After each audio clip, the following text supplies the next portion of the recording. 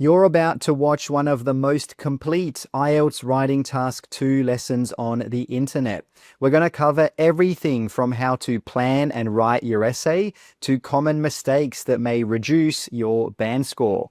You're going to learn how to think of ideas very quickly, improve your vocabulary, and finally, we'll even look at some real answers from students so you can learn from their mistakes and avoid them in your own writing. So if you're ready to improve your writing, let's get started. Step number 1, read and understand the question. Now, it's really important that you understand what you need to do and what you need to talk about, because if you go off topic, well, you might lose marks for task response. So let's have a look at this question right now. We'll read it together. You should spend about 40 minutes on this task. So that's the first important bit of information, 40 minutes, because remember, you need to spend the other 20 minutes on task number 1. Now remember that task 2 is worth 66% of your overall writing score. Let's continue. Write about the following topic. Some people think that students should wear school uniforms, while others believe they should be free to wear what they want. Discuss both views and give your opinion. Now, as you can see, this question here has 2 parts. There's the first part at the top here, and then the second part at the bottom. So the part at the top, well, that is just telling you about the topic. It's telling you what the general topic is of this question.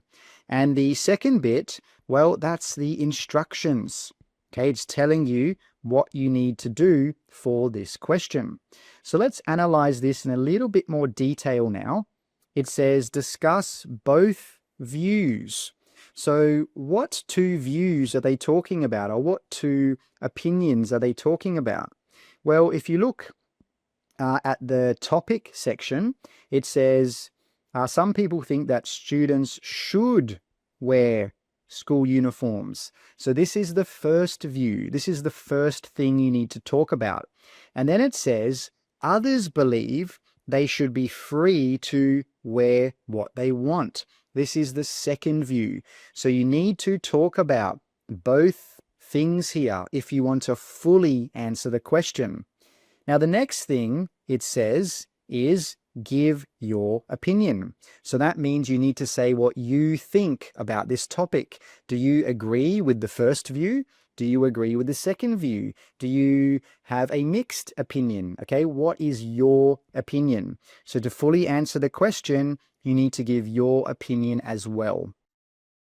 Step 2, decide your opinion and or plan your answer. So the next thing you need to think about is what you're going to write about. And remember, you need to talk about both views. So let's try and think of some ideas for each view. Let's start with the first view, that our children or school kids should wear uniforms. Well, the first one is it promotes equality. So that means all of the students will be equal because they're wearing the same thing and they're not judged on their appearance. The next one is that it can save time for parents and students. And finally, it can help students focus on academics rather than appearance. So these are the 3 ideas for the first view, and that's how quickly you should think of ideas. You should do it very, very quickly, because remember, you don't have much time. You've only got 40 minutes. Let's move on to the second view, that students should be able to choose what they wear. The first one is it can allow self-expression. It can allow students to express their personality and who they are through clothes. The next one is it can prepare students for real life. In the real world, you have to choose your own attire. You have to choose your own clothes. And the next one is it can allow students to feel more comfortable. So now we've got our main ideas, we need to decide which ones we're going to talk about. And a lot of the time, the best thing to do is choose the ideas which are the easiest ones to talk about. So for me, I think that these first 2 here are probably the easiest. And then same for view 2. I think these ideas here are probably the easiest. Step 3, write the introduction. Writing a good introduction is really important because it's the first thing that the examiner will read when they read your essay. So let's have a look at an example of a high-level introduction. School uniforms are a common requirement in many schools worldwide, but people have differing views on whether they should be mandatory. So this first sentence here, what is it doing? Why is it there? Well, it is telling the reader what we're going to talk about. Okay, so it's just saying the overall topic of this essay. Let's keep reading now. Some argue that students should be required to follow a uniform policy, while others believe they should have the freedom to choose their own attire. So this sentence here, what is this one doing? Well, it's telling the reader that there are two views. Remember, the first view is that students should follow a uniform policy. That's the first view. And then the second view is that they should have the freedom to choose their own attire. And if we have a look at the question on the bottom right, remember, that's the first view, should wear school uniforms and then free to wear what they want. That is the second view. Let's move on to the next and final sentence now. I believe that requiring uniforms is the better approach, and in this essay, I will discuss both views and explain my perspective. So this sentence here is really important because it is giving the opinion. It clearly says, I believe that requiring uniforms is the better approach.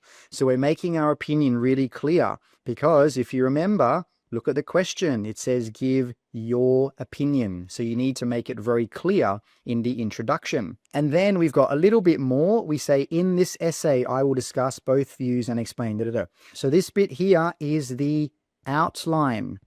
It's telling the reader what you're going to talk about. So you're making it very clear. You're going to talk about both views and you're going to explain my perspective. So this introduction is very clear because it tells the reader what the topic is and it gives the opinion and it says that there are two sides. Step 4 is to write the body paragraphs. So when you're writing your body paragraphs, you should have one main topic in one body paragraph. So we can put the first view in the first body paragraph and then the second view in the second body paragraph. So let's have a look at our body paragraph and we'll talk about it. It can be seen that schools have valid reasons for mandating uniforms, even though students may not recognize the benefits. So this sentence here is doing what? Why is it there? Well, it's telling the reader what we're going to talk about in this paragraph. So it says valid reasons for mandating uniforms. So we know that in this paragraph, we're going to talk about the reasons for mandating uniforms. This is called a topic sentence. Okay, it's telling the reader what we're going to talk about in this paragraph. And something else to note is that we could have just stopped here. We could have just put a full stop here, but we added a bit more information and made a longer sentence because this is showing the examiner that we have the ability to make complex sentences. And to get a high band score in IELTS grammar, you need to show the examiner you can write complex sentences and simple sentences. So we could have just stopped right here, and that sentence makes sense. That's fine. But we extended it and we improved the grammar. Now let's continue. One important factor is that uniforms promote equality among students. So this sentence here is telling the examiner or the reader our first main idea.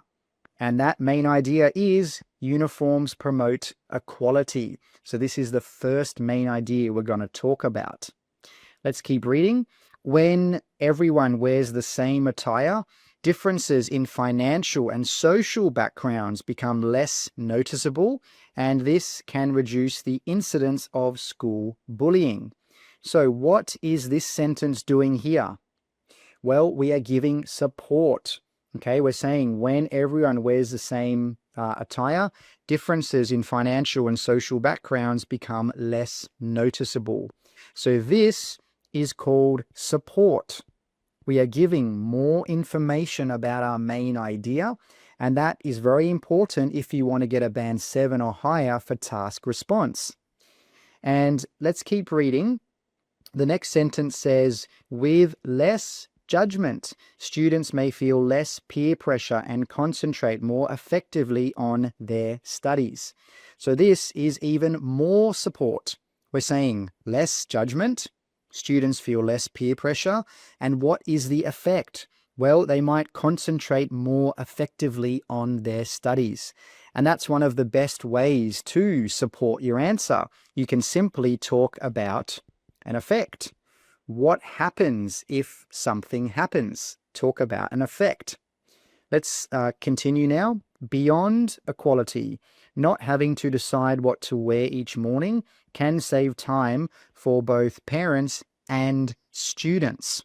So the first thing I'd like to point your attention to is look how we have started our second main idea. We have simply said beyond equality. That's it. That's how we're adding more information. And then saving time for both parents and students, that's our second main idea. So we've got the first main idea up the top here, mandating uniforms. And then the second one is here, saving time. Let's keep reading now. This extra time can be used for constructive activities, including cooking a nutritious breakfast or reviewing schoolwork. So this last sentence here is support. We are giving more information about the first or the second idea, which was saving time. So let me just highlight it for you. This extra time can be used for constructive activities, including cooking breakfast or reviewing schoolwork. So again, we're giving more information and we're supporting our ideas. So note here how we have talked about the first view and we've got two main ideas. We've talked about the equality and we've talked about saving time. Okay, let's move on to body paragraph 2 now. We talked about the first view in the first body paragraph. In this second body paragraph, we're going to talk about the second view. And if you remember, the first sentence we had in the last paragraph was our topic sentence. Well, again, we need the same thing. So let's have a look. Despite the benefits of school uniforms, there are strong arguments for allowing students to choose their own outfits. So this is the topic sentence because it's telling the reader that we're going to talk about the strong arguments for allowing students to choose their own outfits. And I just want to draw your attention to this word here, despite. If the first body paragraph and the second body paragraph have different things, for example, advantages in body 1 and then disadvantages in body 2, you can use the word despite. It's a great word and it's going to improve your vocabulary and your grammar scores. So that's the topic sentence. Let's have a look at our first idea. Fashion and clothing allow young people to express their personality and creativity. So pretty simple, nothing special there. We're just saying our main idea. We're saying that students can express their personality and creativity. Let's keep reading. If students have the opportunity to express themselves through their attire just means clothes, they may feel a greater sense of confidence around their peers. So what is this sentence doing here? Well, it's giving support. We're giving more information again. It says that they may feel a greater sense of confidence. So that just simply means they might feel more confident. Again, we are using an effect to give more information. We're saying what happens if students choose their own clothes? Well, the effect is they might be more confident. Let's keep reading. Having greater amounts of confidence may reduce social anxiety and make students less self-conscious and more willing to engage in social activities. So again, we're giving even more support, and we're talking about another effect. We're saying it might reduce social anxiety. It may make students less self-conscious, and it may make them more willing to engage in social activities.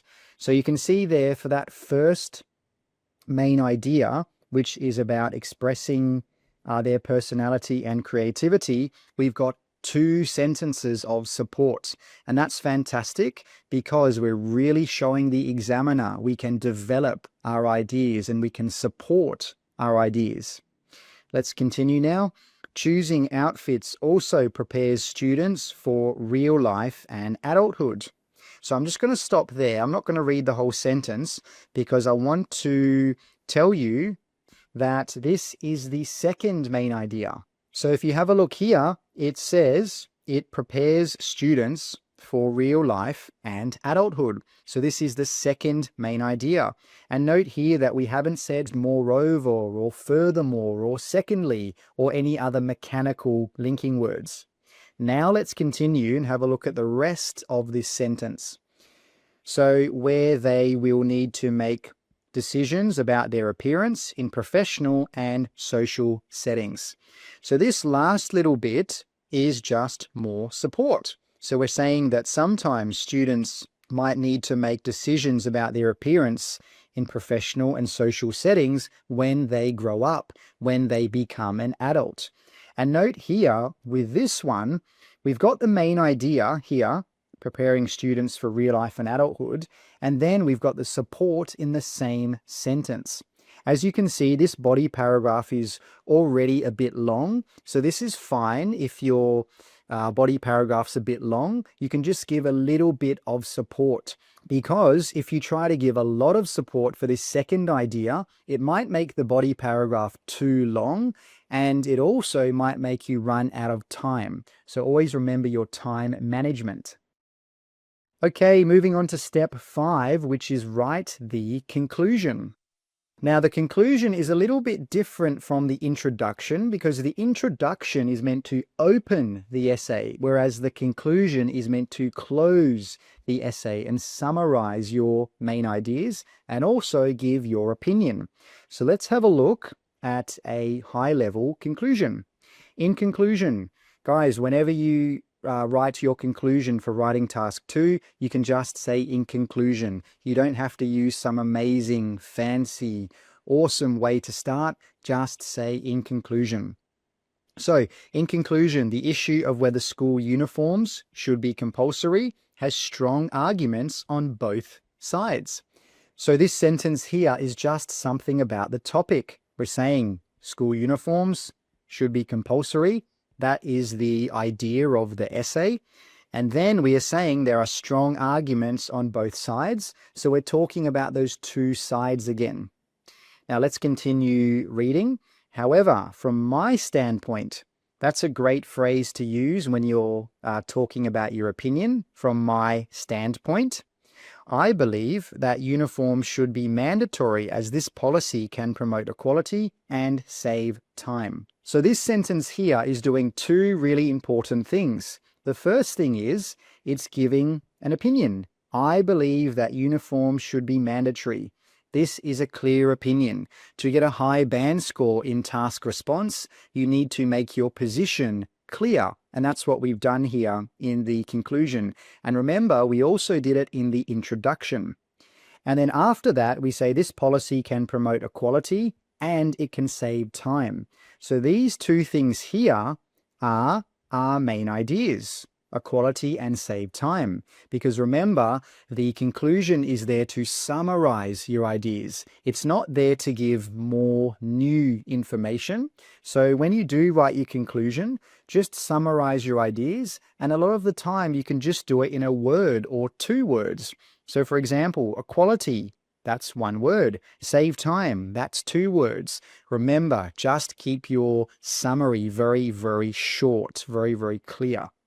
Let's keep reading now. Last sentence. If the ultimate goal for schools is to create a focused learning environment, then having a dress code can contribute to this goal. And this is a great way to finish your writing task too. You can always finish with an if clause. It's a great way to finish because it sort of leaves the reader with something to think about. So this here is the final sentence for the conclusion.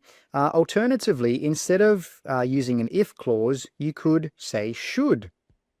So you could give a recommendation about what you think should happen with or in regards to this topic. So as you can see, this conclusion is not long, but it's not short. It's just got 3 sentences and there's no extra information. That's one thing that students often do with conclusions. They add new information, they add extra information, but this is not necessary. Just have your opinion and very briefly, very quickly summarize your main points.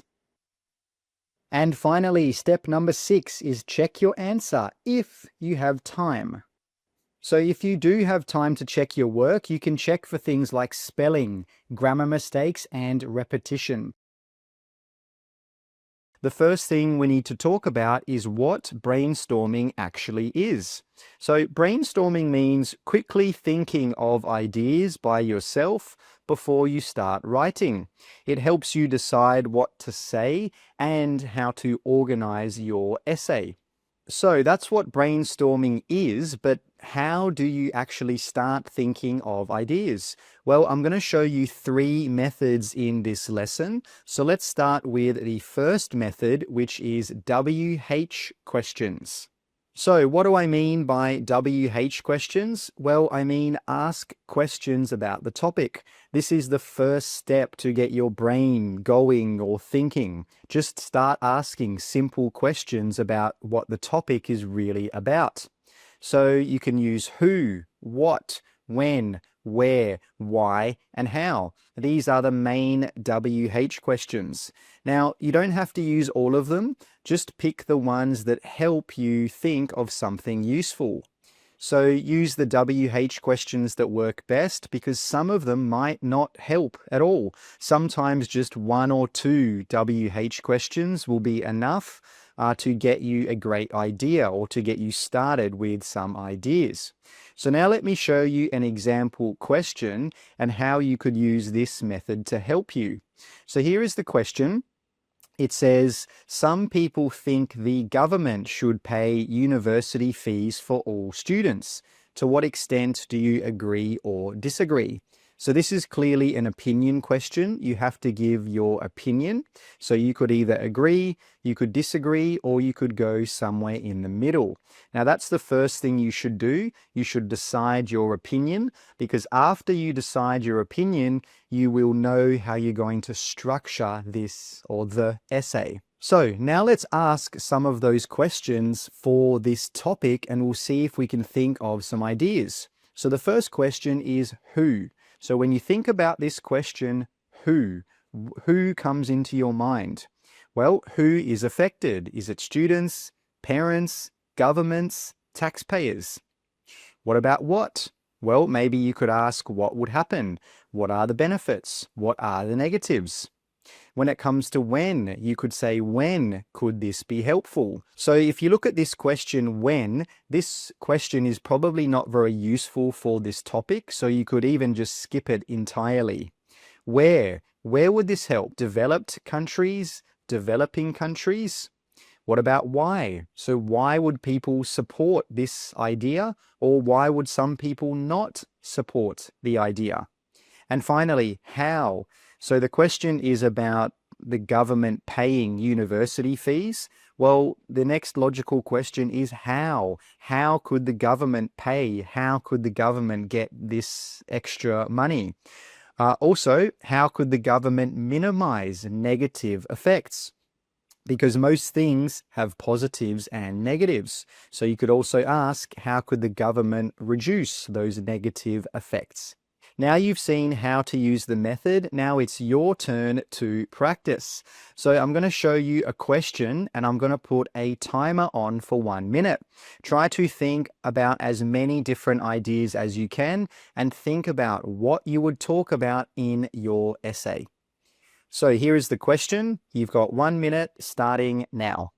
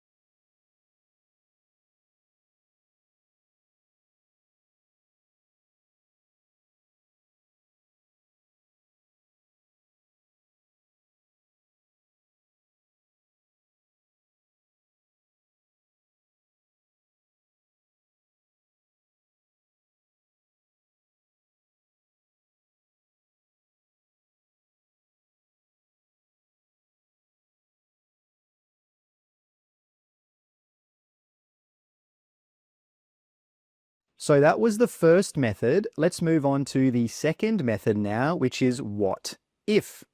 So for this method, you can simply ask what if something happens and what if it doesn't happen. So asking these questions can help you think about the possible effects or the consequences of a situation. And you can really ask this question about any idea that comes into your head. Now, it's great for cause, effect, and solution questions because asking what if questions can really help you come up with reasons, problems, and solutions. And the thing is, you only need one good idea to start. Even just one what if question could give you one idea for a full paragraph in your essay. So now let's have a look at another example question we could use for this method. So here it is.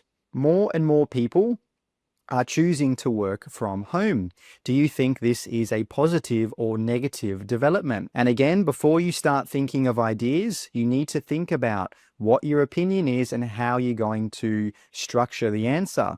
Are you going to only talk about your side? Are you going to talk about both sides? How are you going to structure it? So let's ask the first question. What if more people do work from home? What if they do work from home? Well, the first thing that might happen is parents can manage family life more easily. A lot of parents have to work, and if they are able to work from home, this will allow them to manage their family life much more easily. Another thing is that companies might save money on office space. If all of the employees are working from home, well, there's no real reason to rent an office, is there?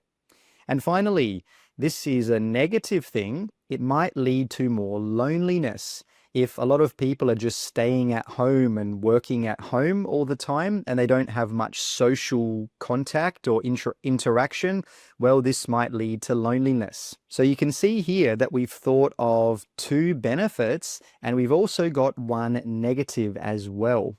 Now let's move on to the other side. What if people don't work from home? So we're looking at the opposite side now. Well, the first thing that might happen is teamwork and creativity may improve. If people are working in the office and working together and collaborating together, this could lead to better outcomes when it comes to creativity and teamwork. Now, commuters, this is a negative thing. People who are traveling, they might have to spend more money and time. So this is a negative. And finally, cities will stay or might stay crowded during business hours. So if everyone travels to work at 9 o'clock and then comes back home at 5 o'clock, well, there's going to be lots of people on the road. So of course, this is going to make cities very crowded during those peak times. So again, for this, what if people don't work from home, we've got a positive thing at the top. teamwork and creativity may improve. And then we've got two negative things or two negative points as well. So now you've seen how to use this method, it's your turn to practice again. So I'm going to show you a question and you've got 1 minute to think of ideas. Good luck. So here is the question. Your 1 minute starts now.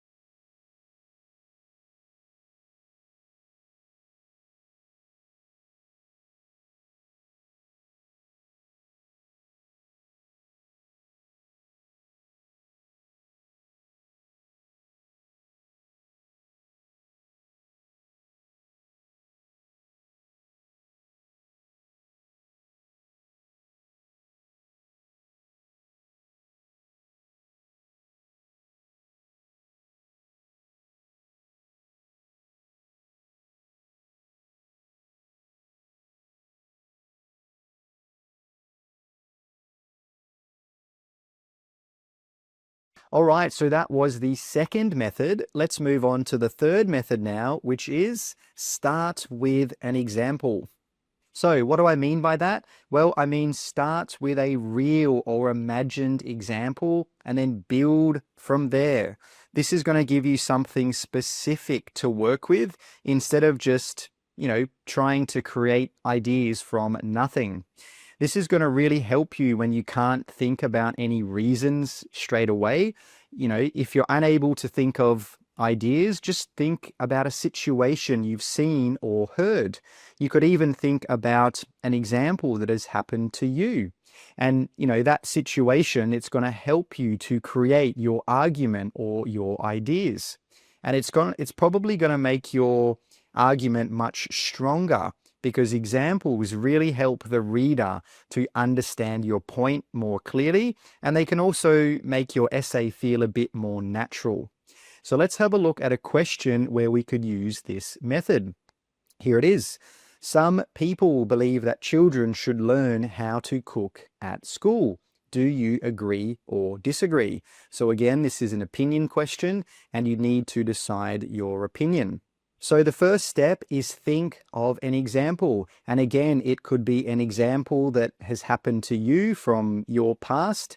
Alternatively, it could be something that you have just seen or something that you have heard. So here's an example. When I was in school, we never learned how to cook. So most of us relied on instant noodles or takeaways when we moved out or grew up. So this is the example. Now the next step is to build ideas from that example. So if this thing is true, what ideas come from this example? Well, the first one that comes to my mind is that teaching cooking could reduce childhood obesity by promoting healthier habits, because a lot of people just get takeaways all the time. And I'm sure you're well aware that takeaways are not the healthiest food. They are often very high calorie foods and they contain, high levels of sugar, salt, and they don't really contain the nutrients that you need. Another thing is it might take time away from academic subjects like maths or science. So this is a negative thing. If students learn to cook, if they're spending their time cooking at school, well, it could take time away from other subjects. And finally, some students just might not be interested and might see it as a waste of time. So even though, they might be in the class, they probably won't learn anything because they're not interested and they don't really care. They don't want to learn. So we've got three ideas here, and the first one is a positive thing, and the last two are negative things. So we've got a bit of a balance. Now it's time for you to practice again. So have a look at this question and see if you can come up with a lot of ideas. Here is the question. You've got 1 minute starting now.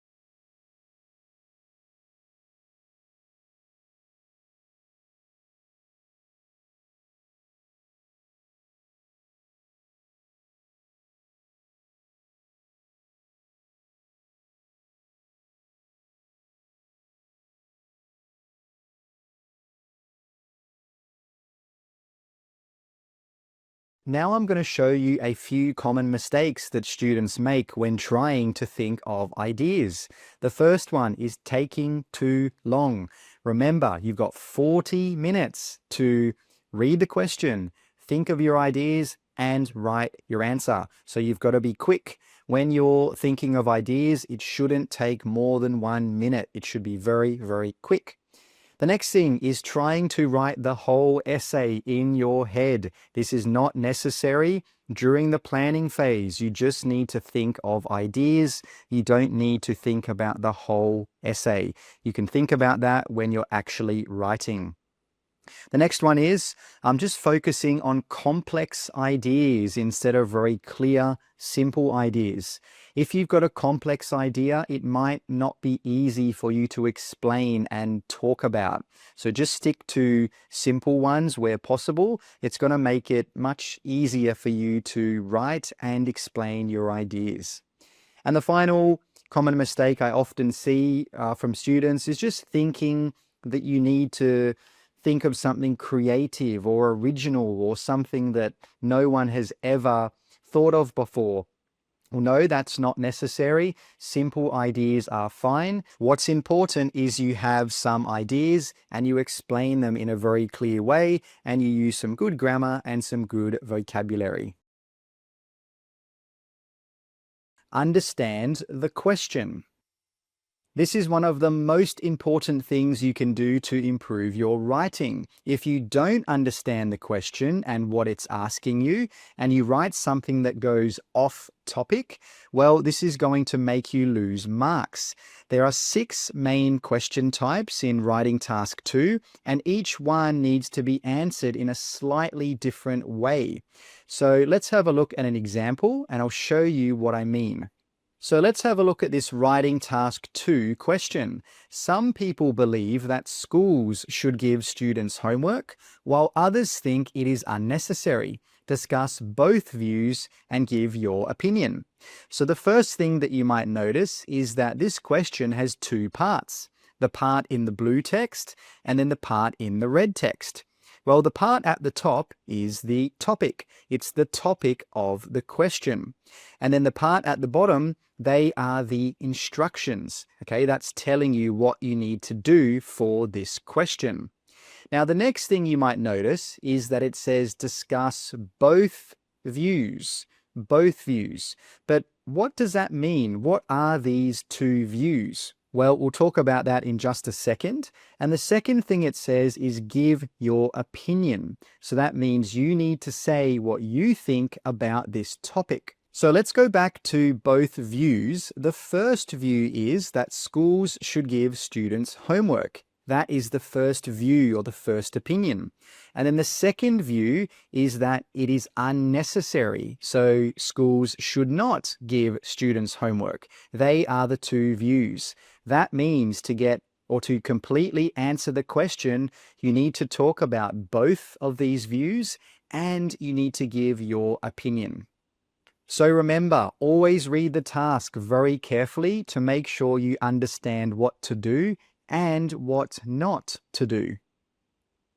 Step 2. Understand the Task 2 scoring criteria.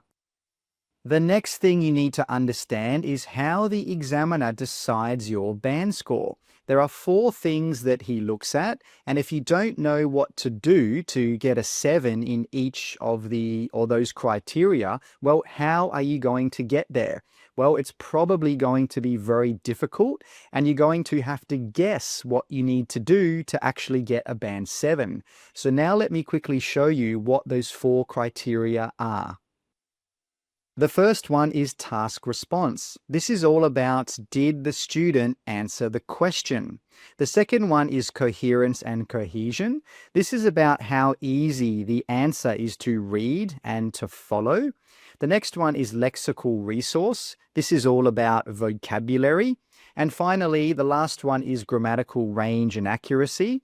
So this is how correct your grammar is and the amount of different grammar structures that you use.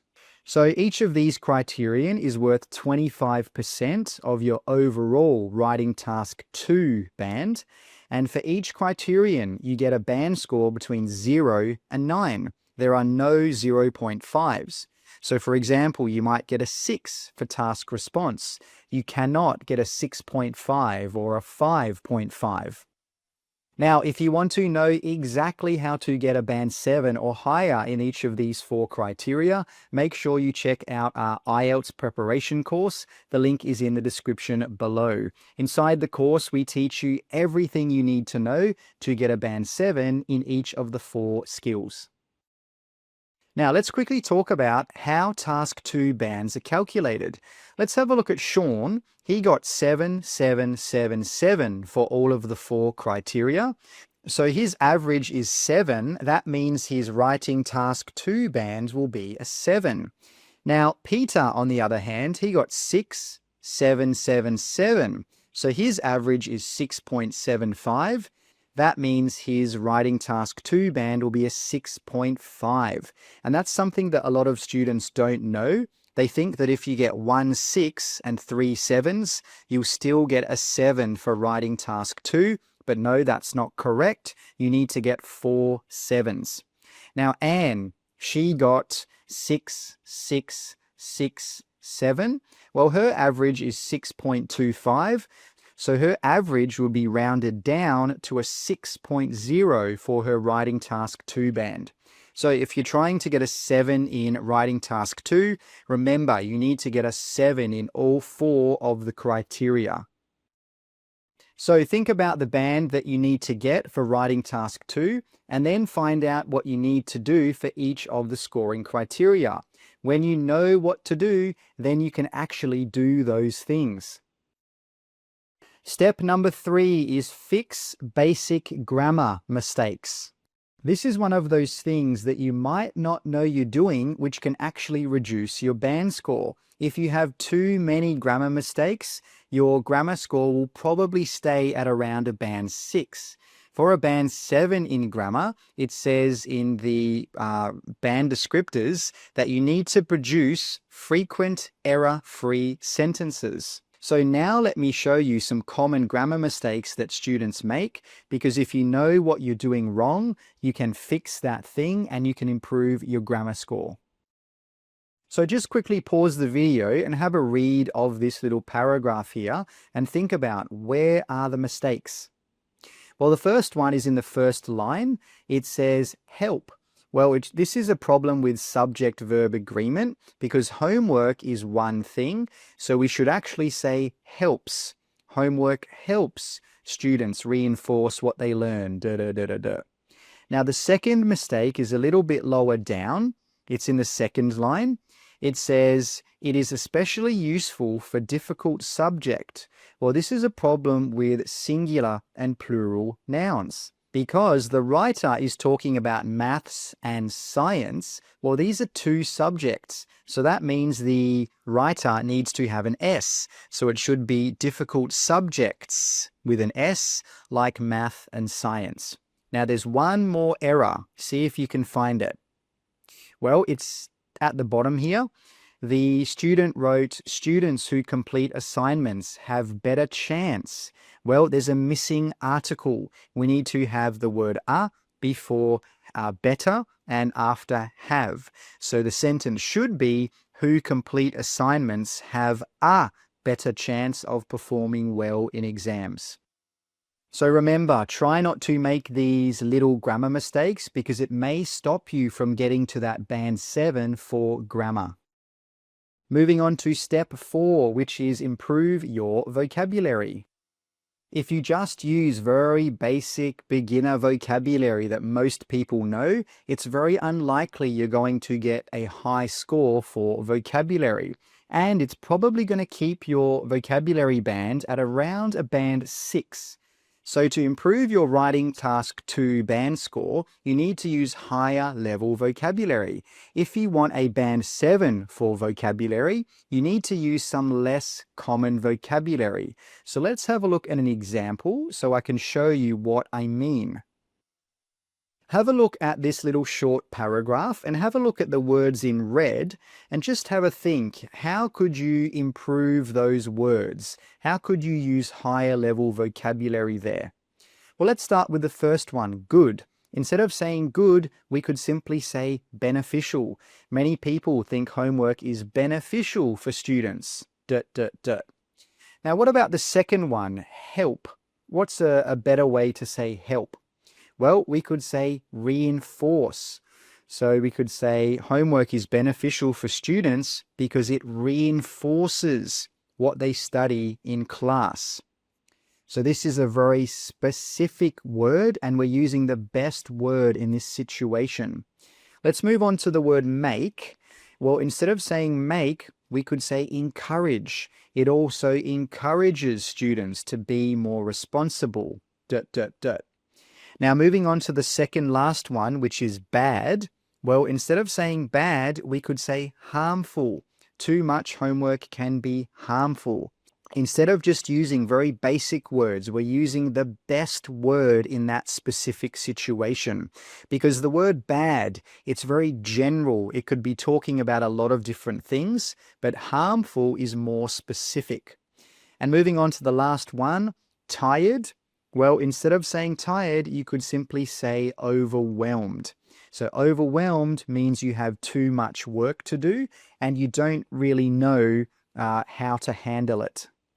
Now, something to remember, only use synonyms if you understand the meaning. This is a huge mistake that students make in writing and even in speaking. They just try to use synonyms without actually understanding the meaning. And this can actually lower your band score if you keep using a lot of words incorrectly. So just be careful of that. So remember, wherever possible, always try to use more professional and higher level vocabulary, but only when it's natural. You know, every second word does not need to be a high level word. You should just try to use some high level vocabulary when it's natural. And that's the key thing, when it's natural. Step 5, support your main ideas. In writing task 2, you need to show the examiner that you can explain yourself and develop your ideas. If you don't do that and you just give your main ideas with no information or no support, well, you're probably going to get a lower band score.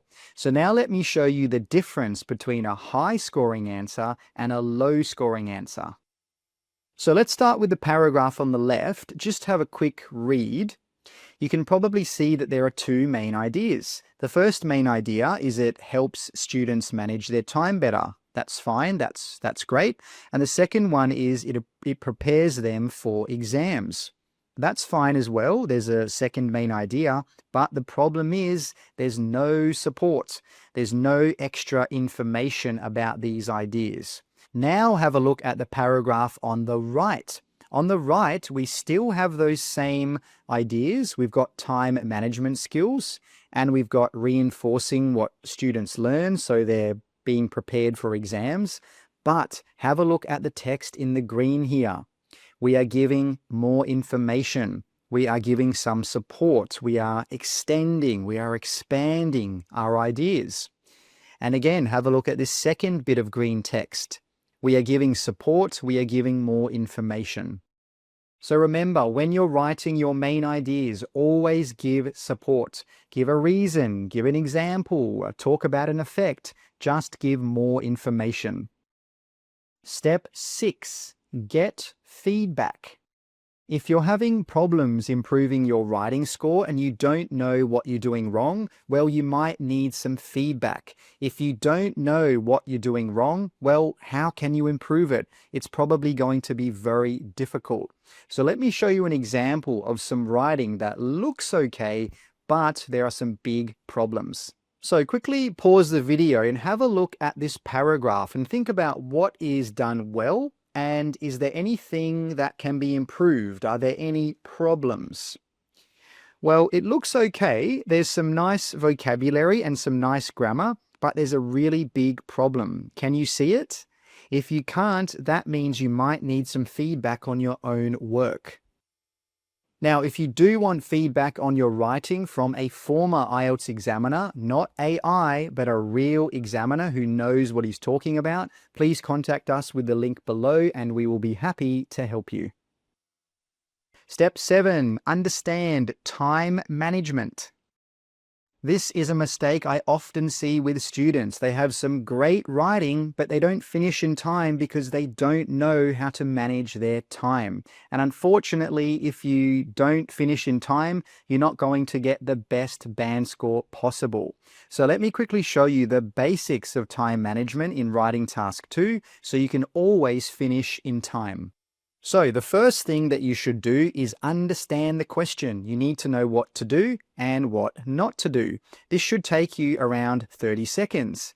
Secondly, you need to decide your opinion and or your ideas. This should take you around 90 seconds because you need to think about if you agree or disagree if it's an opinion question, and you need to think about what you're going to write in the body paragraphs. After that, you need to write your Band 7 Plus answer, and this should take you around 36 minutes.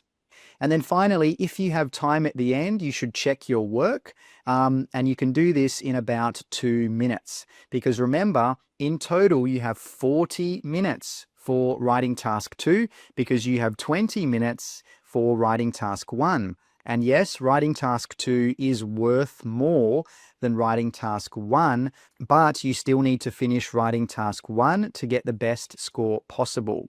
Now, these are just approximate times. Do what works best for you. All right, let's jump into tip number 1, which is answer every part of the question. All right, so have a look at this writing task 2 question, and I'll show you what I mean. In many cities around the world, air pollution has become a serious problem. So this is the topic. It's telling you what the question is about. Now, underneath that, it tells you what you need to talk about. And it says, what are the main causes of this? And then it says, and what should governments do to solve the issue? So there are two parts for this question, causes and what should governments do to solve the issue. So if you want to get a high band score for task response, you need to talk about both the causes and what governments should do to solve the issue. Now, here's an example for task 1. I'm not going to read this part at the top. I'll just read this second part. It says, summarize the information by selecting and reporting the main features and make comparisons where relevant. So look what it says. You need to summarize the information. You also need to select and report on the main features. And finally, you need to make comparisons. So there are two main things you need to do. Talk about the main features, make comparisons, and your overall task is to summarize the information. So to get a high band score for task achievement, you need to do both of these things. Tip 2, paraphrase the question, don't copy. Now, let's have a look at this writing task 2 question. Some people believe that university education should be free for everyone. To what extent do you agree with this statement? So this is a pretty simple question. You need to say how much you agree with this statement. Now, let's have a look at this introduction from a student. Some people think that. Some people believe that. University education should be free for everyone. Should be free for everyone. So as you can see, it's an exact copy of the question itself. And this is what you don't want to do. Now, after that, the student has some nice writing. She says, from my perspective, I argue that. That's no problem. But the big problem is she has copied the question word for word. So let's see if we can rewrite that together. So instead of saying some people believe, we could say something like it is argued by some. Now, instead of saying university education, we could say tertiary education. Sorry, my writing's a bit not very neat. Should be free for everyone. Well, we could say something like should be provided at no cost to everyone. So you can see here that the meaning is the same. We've just changed some of the words. But note here, we haven't changed every word. So for example, this one here, everyone. Well, we've said everyone right here. So you don't have to change every word. You just have to make sure that you don't copy. Tip 3, one main idea per paragraph. So have a look at this question in the corner here. It says, some people prefer to live in a big city while others enjoy living in the countryside. Discuss the advantages and the disadvantages of living in a big city. So you need to talk about the advantages and the disadvantages. Well, let's have a look at an example body paragraph from a student. Now, if you have a look at this paragraph, you see that at the very start, she says one advantage is that there are more job opportunities. That's fine, no problem. But then she continues and says, however, one disadvantage is that cities are crowded and noisy. So look what we're doing. We're mixing advantages and disadvantages in the same paragraph. And then if you keep reading, she gives another disadvantage. In addition, the cost of living in cities is usually higher. So this is a problem because if you have more than one topic in one paragraph, it may reduce your coherence and cohesion band score because it might make your writing a bit harder to read and follow because everything is just mixed together in one paragraph. So just remember the general rule is one topic in one paragraph. Tip 4, use different sentence types, simple and complex. So if you have a look at this body paragraph for writing task 1, which is on the screen now, you see that there are 3 sentences. And each sentence is slightly different in its structure. So let's quickly look at each sentence and talk about it. This first one, several modes of transport experienced a growth in numbers. Well, this is a simple sentence. Let me write that there. It's a simple sentence because there's one main idea. There's only one clause. Now, if we keep reading, the next sentence says, while the number of people taking the train increased slightly from 50,000 to 55,000, bus usage rose significantly from 40,000 daily users in 2000 to 100,000 in 2020. So you can see that with this one, we've got the word while. And because we have the word while, we have got an independent clause and a dependent clause. So this first bit here, while the number of that is a dependent clause because this part of the sentence needs the next part, which I'm highlighting in blue, to be a complete sentence. So this here is a complex sentence because we have a dependent clause and an independent clause. Now let's go on to the next one. It says car usage, which stood at 120,000 at the beginning, climbed steadily to 150,000 by the end of the period. So if you look at this here, where it says which stood at 120,000 in the beginning, well, this is called a relative clause. Now, this type of sentence here is also a complex sentence, but as you can see, it's got a slightly different structure from the one before it. So look what we got. We got a simple sentence here, a complex sentence here, and then a complex sentence here as well.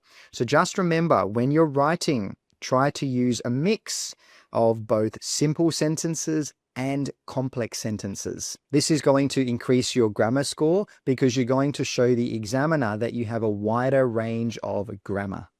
Tip 5, use the passive voice. Many students don't use the passive voice in writing, and it's a very important part of grammar, and it's a very simple way to show the examiner that you have a wider range of vocabulary. So let's firstly look at an active voice sentence. As you can see, this first sentence, it says governments should build more public housing. So governments, that is the subject. Then we've got a verb, build, and then we've got the object. And with this sentence here, the government or governments are doing the action. The government is the thing that is building the public housing. Okay, this is an active sentence where the subject does the action. Okay, so the governments should be doing the action, which is building more public housing. Now, if we have a look at this sentence below, which is a passive voice sentence, so public housing, it's the subject now. We've still got a verb, and the verb is built. As you can see, we've changed the form of the verb, and then we've got governments. So you can see that the positions have been switched. So now governments is at the end. So with the passive voice sentence, this subject is receiving the action. Okay, it is not doing the action like with the active voice up here. Now, if you want, you could just remove this bit at the end and you could simply say more public housing should be built. That is fine. You don't need to say who should do the action, because with the passive voice, the action is the more important thing. And who is going to do it or what is going to do it isn't that important. So make sure you try to use some passive voice in your writing because it's going to improve your grammar score. Now, let me just quickly show you some passive voice examples. So here's the first one. Stricter environmental laws should be introduced by governments to tackle rising pollution levels. Here's another one. It can be argued that more funding is needed in the public education system. Now, this is a great phrase you can use when you want to give your opinion. You can simply say, it can be argued that, and then you give your opinion. Let's look at the last one. The issue of traffic congestion could be addressed by implementing stricter car ownership policies. So, as you can see with this last one, we've got the subject here. Then we have the verb to be, and then we have our verb, which is verb 3. Tip 6, don't use informal language. All right, so have a look at this paragraph. As you'll see, there is a lot of informal, very casual language. So let's try and fix it together. Look at the first thing. It says a lot of people think. Well, we can get rid of that, and instead we can simply say many people believe. Okay, that is more professional, more formal. And then it says that the government should fix the environment. Well, instead of saying something like fix the environment, we could say something like should address environmental issues. But it's not easy. Now, we could also make this a little bit more professional as well, but we'll just move on.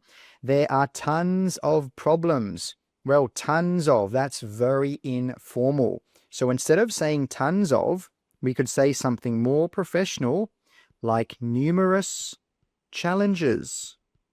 Okay, that is much more professional. So there are numerous challenges. So we can get rid of this.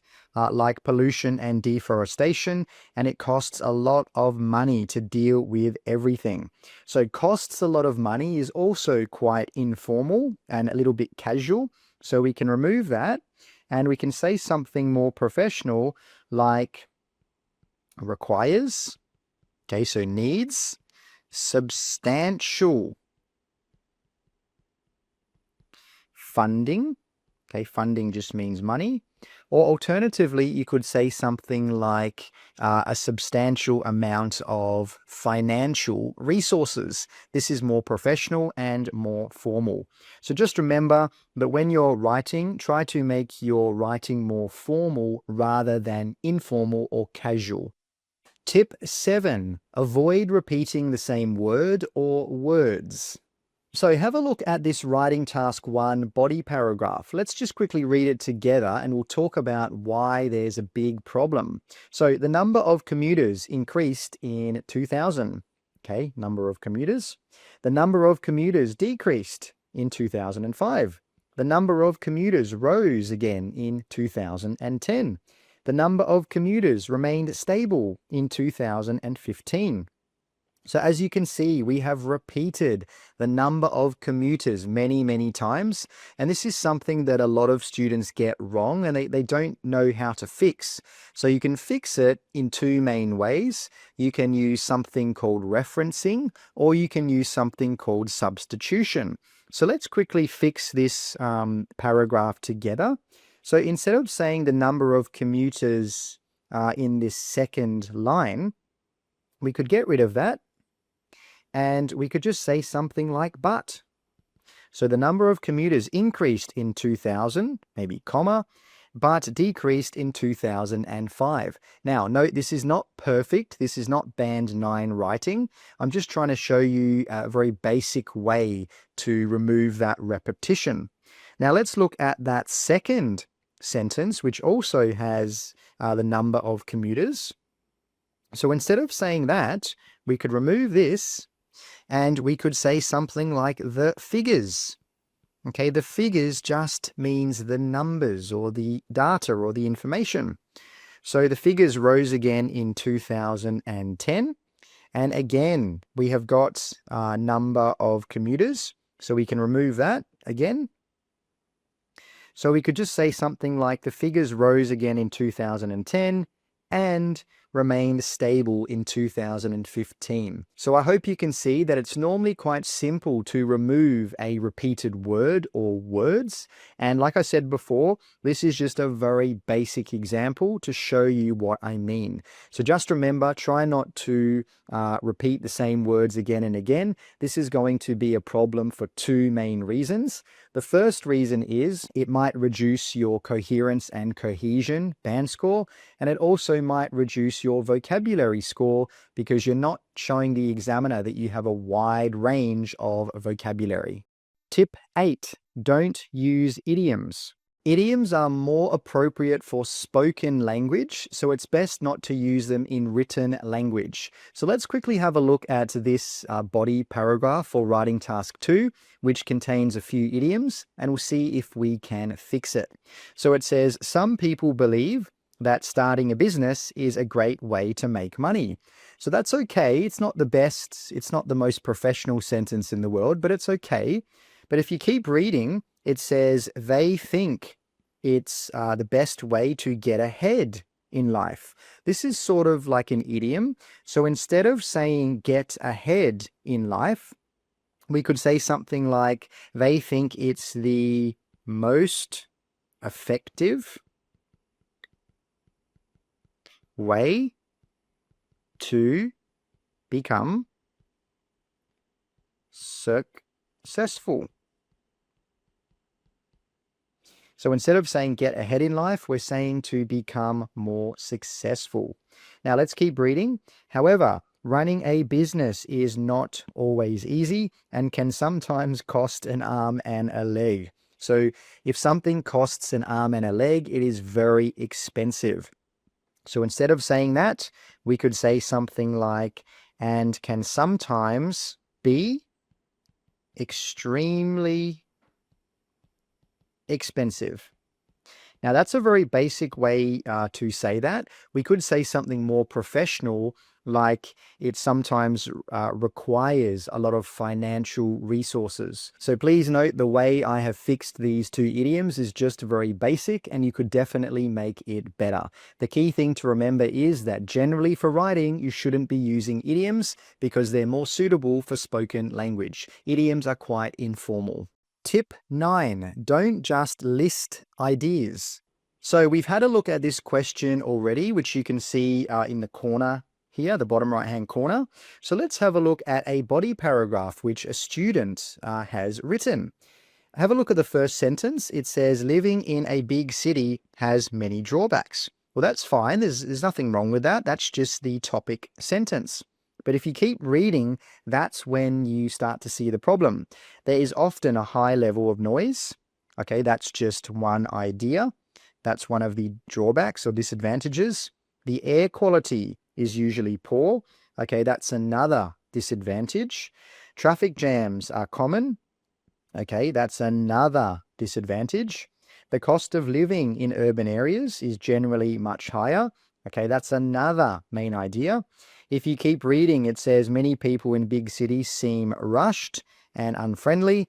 And then finally, there is often a lack of green spaces for relaxation. So you can see here that there are just lots of ideas and no topic development. And to get a high band score for writing task 2, task response, you need to support your answers. You need to develop your answers. So instead of just listing, it's better to have 1 or 2 main ideas and then give more information about those ideas. So maybe you could give an example. You could talk about an effect. It doesn't matter. The most important thing is that you don't just list your ideas. You need to support them. You need to develop them. Tip 10, keep it simple and clear. All right, so let's have a look at this very long sentence. Many people argue that governments should invest more in public transport to reduce traffic congestion and pollution in cities, which have become major issues due to the increasing number of private vehicles on the road, especially during peak hours, and this makes it difficult for people to commute. As you can see, this is a very long sentence with a lot of ideas. It would be much better if the student wrote this again and separated it into 2 or even 3 sentences. So let's have a look at a more simple and clear example now. It can be argued that governments should allocate more funding to public transportation. Look at that, very, very simple. It's very easy to understand and there's not too much information in this sentence. This may reduce traffic congestion, and air pollution, which are both worsening as more commuters choose to drive private cars. So again, this sentence is much better. It's easier to follow. It's still a bit long, but it's clearly separated into 2 parts, and it's much easier to follow than this very complicated sentence at the top here. So a lot of the time, simple writing is much better than very complicated, fancy writing that is trying to impress the examiner. So when you're writing, make sure you keep it simple, but at the same time, still use higher level vocabulary and grammar. So if we go back to this simple and clear sentence or sentences, you can see that there is some high level vocabulary. For example, we've got allocate, we've got funding, we've got congestion, commuters, worsening. So it's not that if you write in a simple way that your writing will be at a lower level. No, that's not true. What I'm trying to say is don't write like this, where you try to put everything into 1 sentence. No, a lot of the time it's much better to write like this in a simple and clear way, but at the same time, still remember to use that less common vocabulary and different grammar structures. Let's get started with word number 1, which is mitigate. Now, mitigate is a verb, and it means to make something less harmful, serious, or severe. Here are some synonyms: reduce, lessen, alleviate, and ease. Collocations: mitigate the effects of.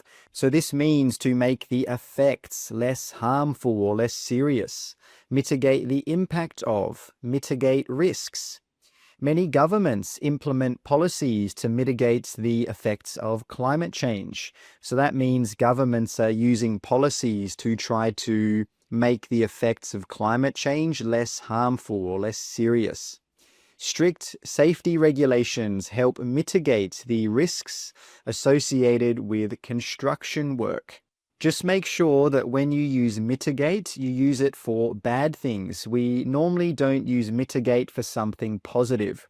Let's look at word number 2 now, which is allocate.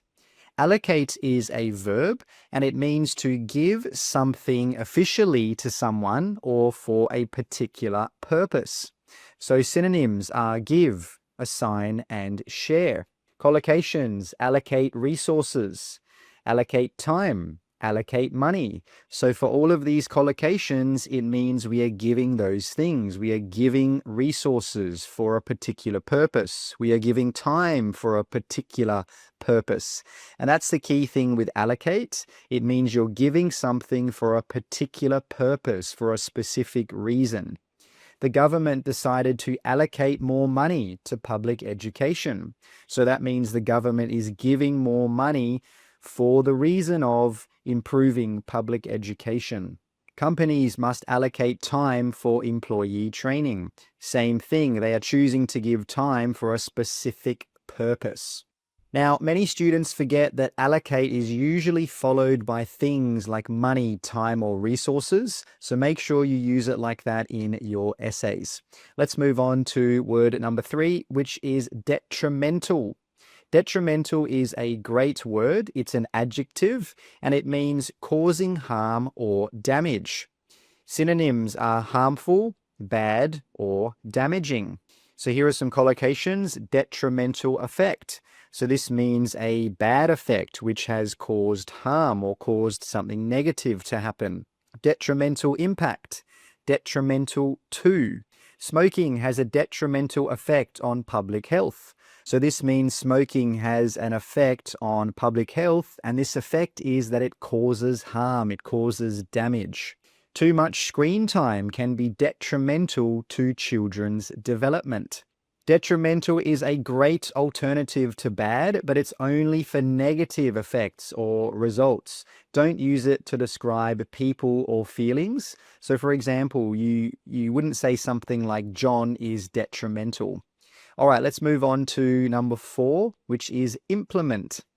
Implement is a verb, and it means to start using a plan, a rule, or an idea. Here are some synonyms: start, use, or carry out. Collocations: implement a policy. So this means to start using a policy, to put that policy into effect. Implement a strategy, same thing. Implement a solution, same thing, to start using a solution. The government plans to implement new environmental rules. So this means the government is planning to start using these new environmental rules. Example number 2, many schools have implemented strategies to improve student performance. So that means these schools have started using strategies to improve student performance. Now, make sure you only use implement with things like policies, rules, or strategies. You can't say things like implement work or implement a task. Let's move on to word 5, which is emphasize. Emphasize is a verb, and it means to give special importance or attention to something. Synonyms: highlight, stress, or point out. Collocations: emphasize the importance of, emphasize the need for, emphasize a point. So if you emphasize a point, you're giving special attention to that point or to that thing. Teachers often emphasize the importance of critical thinking. So this could mean something like teachers often tell their students how important critical thinking is. They give special importance to that thing. The report emphasizes the need for immediate action on climate change. So this means the report is giving special attention to the fact that climate change needs immediate action. So if you want to show the examiner that a point is really important in your argument, emphasize is a great word to use, but don't use it too often, otherwise it might lose its effect. Moving on to word 6, which is abundant. Abundant is an adjective, and it means existing in large amounts or more than enough. Synonyms: plentiful, a lot of, and a large amount of. Collocations: abundant resources. So this means a lot of resources, more than enough. Abundant opportunities, same thing. Abundant evidence, same thing. A lot of evidence, more than enough. So here's an example. Renewable energy provides abundant opportunities for job creation. There is abundant evidence that regular exercise improves mental health. So this is saying that there's more than enough evidence to show that regular exercise is or can improve your mental health. Now, just remember that we normally use abundant for positive or neutral things like opportunities, resources, evidence, or even money. So, for example, you could say something like abundant opportunities, but you wouldn't say something like abundant traffic or abundant pollution, because these things are generally thought of as negative. Let's move on to 7 now, which is justify. Justify is a verb, and it means to give a good reason or explanation for something. Some synonyms are explain, give a reason for, or defend. Collocations, justify a decision. So this means you explain your reasons for your decision. Justify an action, same thing. Justify the cost. Here are some examples. Governments must justify any increase in public transportation fees. So this means that if governments increase the fee for public transport, they have to explain that. They have to give good reasons for that. It is difficult to justify spending large amounts of money on space exploration. So this means it's difficult to give some good reasons why we should spend all this money on space exploration. So justify is used when you give reasons for actions, decisions, or opinions. So you can say justify a decision or justify an action, but you wouldn't use it with things like colors or feelings. It wouldn't make sense to say justify a color. Moving on to number 8, which is compulsory. Compulsory is an adjective, and it means something that must be done because of a rule or law. So it must be done. Synonyms: required, necessary, and mandatory. Collocations: compulsory education. So this means education that you must do because of a certain rule or law. Compulsory attendance. Same thing, it means you must go to something. Compulsory military service. This is often used in countries where they make their young people do military service. It's compulsory. You can't choose, you have to do it. In many countries, education is compulsory until the age of 16. Some governments have introduced compulsory military service for young adults. So again, we're saying that this military service for young adults is something that must be done. And it must be done because there's a rule or a law to say so. Just be careful because some students mix up compulsory and necessary. Now, compulsory means something that is required by a rule or a law. You have no choice. But necessary just means it's needed, but it might not always be required. Let's move on to the next one, which is contribute. Contribute is a verb, and it means to give something, for example, time, money, or effort, to help achieve something. For example, a result. Synonyms: give, add to, help. Collocations: contribute to society. So this means you're helping to improve society. Contribute to the economy. Same thing. You're giving something and it's achieving a result for the economy. Contribute to a solution. Now let's look at some examples. Education can contribute to economic growth by creating a skilled workforce. By volunteering their time and skills, individuals can contribute to a variety of community improvement projects. So this means that if people volunteer, they are giving their time, and this is helping to improve or make a difference to these community improvement projects. Now, be careful because contribute normally needs to after it. For example, we would say contribute to society, not just contribute society. Moving on to number 10 now, which is sustainable. Sustainable is an adjective, and it means able to continue for a long time without causing harm. Synonyms: long-lasting, environmentally friendly, maintainable. Collocations: sustainable development, sustainable energy, sustainable practices. So when it comes to sustainable practices, this is talking about things that you can keep doing for a long time without causing harm, and it's normally referring to the environment. Many governments are investing in sustainable energy sources like wind and solar power. So if these energy sources are sustainable, you can keep using them for a long time and there's no damage. So think about wind. You can keep using wind for a long time and there's not going to be any damage to the planet or to the environment. Promoting sustainable development is essential to protect the environment for future generations. So sustainable is a great word for when you want to talk about long-term solutions, especially for the environment or the economy. Moving on to number 11, which is influence. Influence can be a noun and it can also be a verb. Now, it means the power to affect how someone thinks or what happens. Here are some synonyms: affect, impact, or shape. Collocations: influence on behavior. So this means the power to affect how someone behaves. Influence public opinion. So this means the power to affect how the public thinks about a specific issue. And influence decision making. Examples: parents have a strong influence on their children's values and behavior.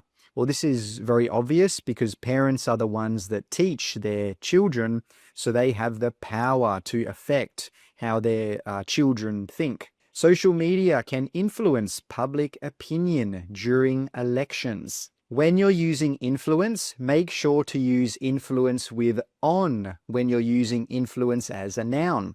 For example, influence on young people, but you don't need to use on when you're using influence as a verb. So for example, social media can influence behavior. So for that sentence, we don't need on because influence is a verb. Moving on to number 12, which is affordable. Affordable is an adjective and it means cheap enough for most people to buy or pay for. And synonyms are cheap, reasonably priced, and low cost. Collocations: affordable housing. So this means most people can afford that housing. Affordable healthcare, same thing. Most people can buy it. Most people have enough money. Affordable prices. Many governments are working to provide affordable housing for low-income families. Affordable healthcare is a major concern in many countries. So this is saying that having access to healthcare that most people have the money to pay for is a major concern in a lot of countries. So affordable is a great synonym for cheap, which can sound a little bit too informal in academic writing. Moving on to 13, which is generate. Generate is a verb and it means to produce or to create something. Synonyms: produce, create, or cause. Collocations: generate income. So this means to produce income, to make money. Generate electricity. So to create electricity. Generate interest. Same thing. Here's an example. Renewable energy sources like wind and solar can generate electricity without harming the environment. Government investment in infrastructure projects can generate employment opportunities. So this means it can create employment, it can create jobs for people. Please note that generate often describes creating results or outcomes, not physical objects. So for example, we wouldn't say to generate a chair because a chair is a physical object. Moving on to 14, which is enhance. Enhance is a verb and it means to improve something or to make it better. Synonyms: improve, increase, or boost. Collocations: enhance performance, so improve performance, enhance quality, to make the quality better, and enhance skills. New teaching methods can enhance students' learning outcomes. Investing in renewable energy can enhance a country's long-term economic growth. So this just means that if governments invest in this type of energy, well, it can improve a country's economic growth. So enhance is a great word to use instead of, using very simple words like improve or make better. Moving on to 15, which is access. Access can be a noun and it can also be a verb, meaning the ability to use or reach something. Synonyms: entry, opportunity to use or reach. Collocations: access to education. So this means that people can use the education in that place. Access to healthcare, same thing. So the ability to use that healthcare. Access to technology.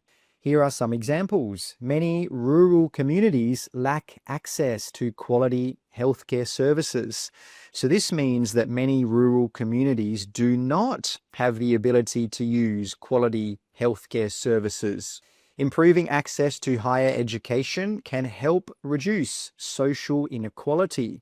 So this means giving more people the ability to use higher education can help to reduce social inequality.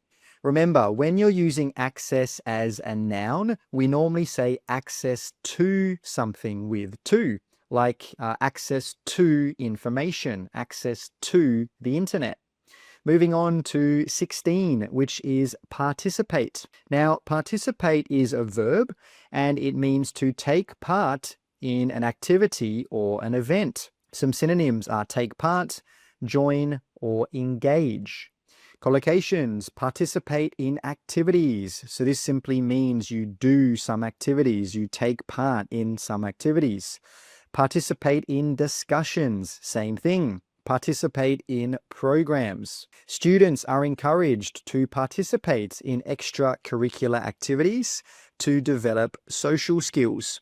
So this means it is suggested to students that they take part in these activities to help improve their social skills. Many citizens chose to participate or take part in the government's recycling program. Just something to remember, we normally say participate in something. So for example, participate in discussions. We wouldn't say participate discussions. You need to have that in.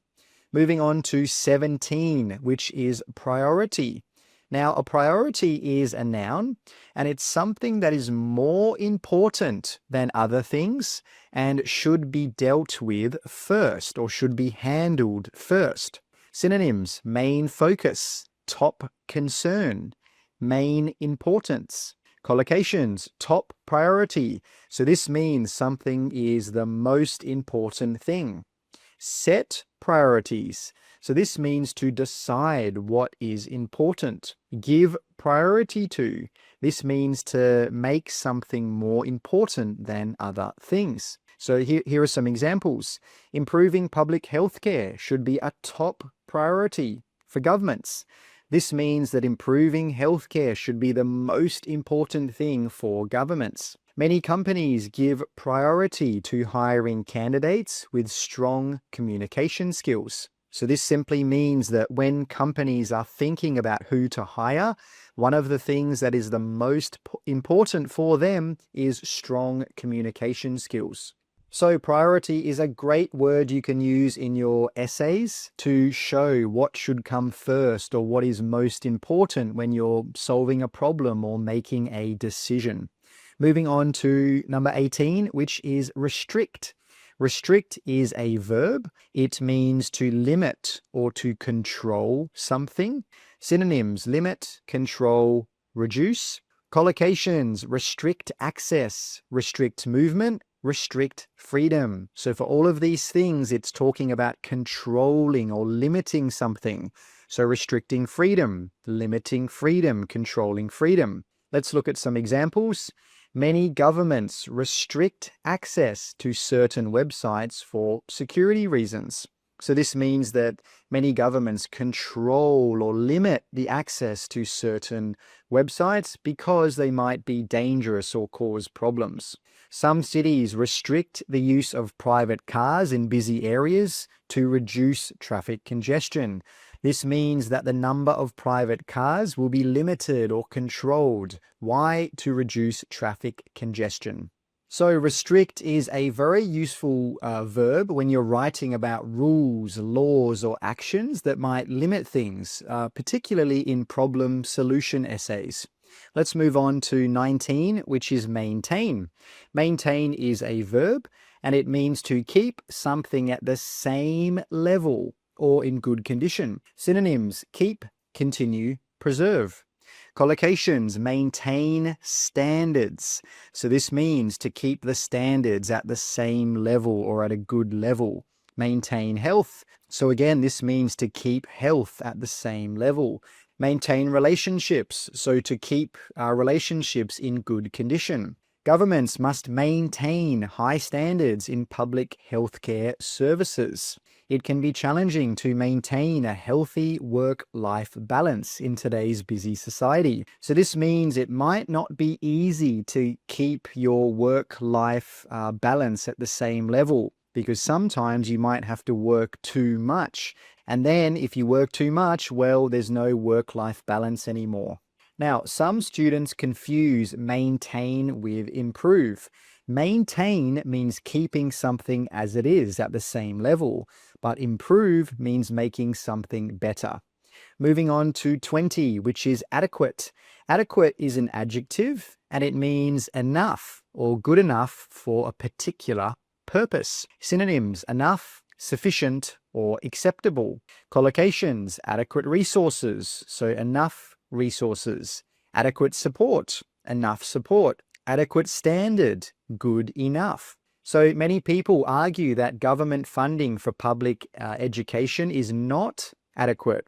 So this is saying that governments are not providing enough money for public education. The funding is not enough. Workers must receive adequate training to perform their jobs safely. So this is saying that workers need to have enough training to perform their jobs safely. So adequate means something meets the basic requirements. You know, it's enough, but it's probably not fantastic. It's just enough. Now, it's a great word to use instead of just saying enough. Moving on to 21, which is minimize. Minimize is a verb, and it means to reduce something as much as possible. That's the key there, to reduce something as much as possible. Synonyms: reduce, lower, decrease. Collocations: minimize risks. So this means to make the risks as small as possible. Minimize costs, same thing. It means to make the costs as small as possible or as low as possible. Minimize damage. Here are some examples. Governments should take action to minimize the environmental damage caused by industrial activities. So because of these industrial activities, there may have been some environmental damage. So government should take action, they should do something to make that damage as small as possible. Proper planning can help minimize the risks associated with large construction projects. So the word minimize works best when you're talking about things that people usually want to keep as low as possible, like costs or negative things like pollution. Moving on to 22, which is diverse. Diverse is an adjective, and it means showing a lot of variety or differences, a lot of different things or people or anything really. Synonyms: varied, different, mixed. Collocations: diverse population. So this means a population with a lot of different people from different backgrounds and different countries. Diverse opinions. Same thing, a lot of different opinions. Diverse backgrounds. Cities often have a diverse population with people from many cultural backgrounds.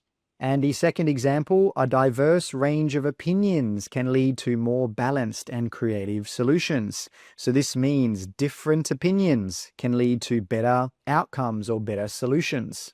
If you often use words like different, try using diverse instead to make your writing sound more formal and more academic. Moving on to 23, which is promote. Promote is a verb and it means to support or encourage something so that it develops or becomes successful. Synonyms: support, encourage, help.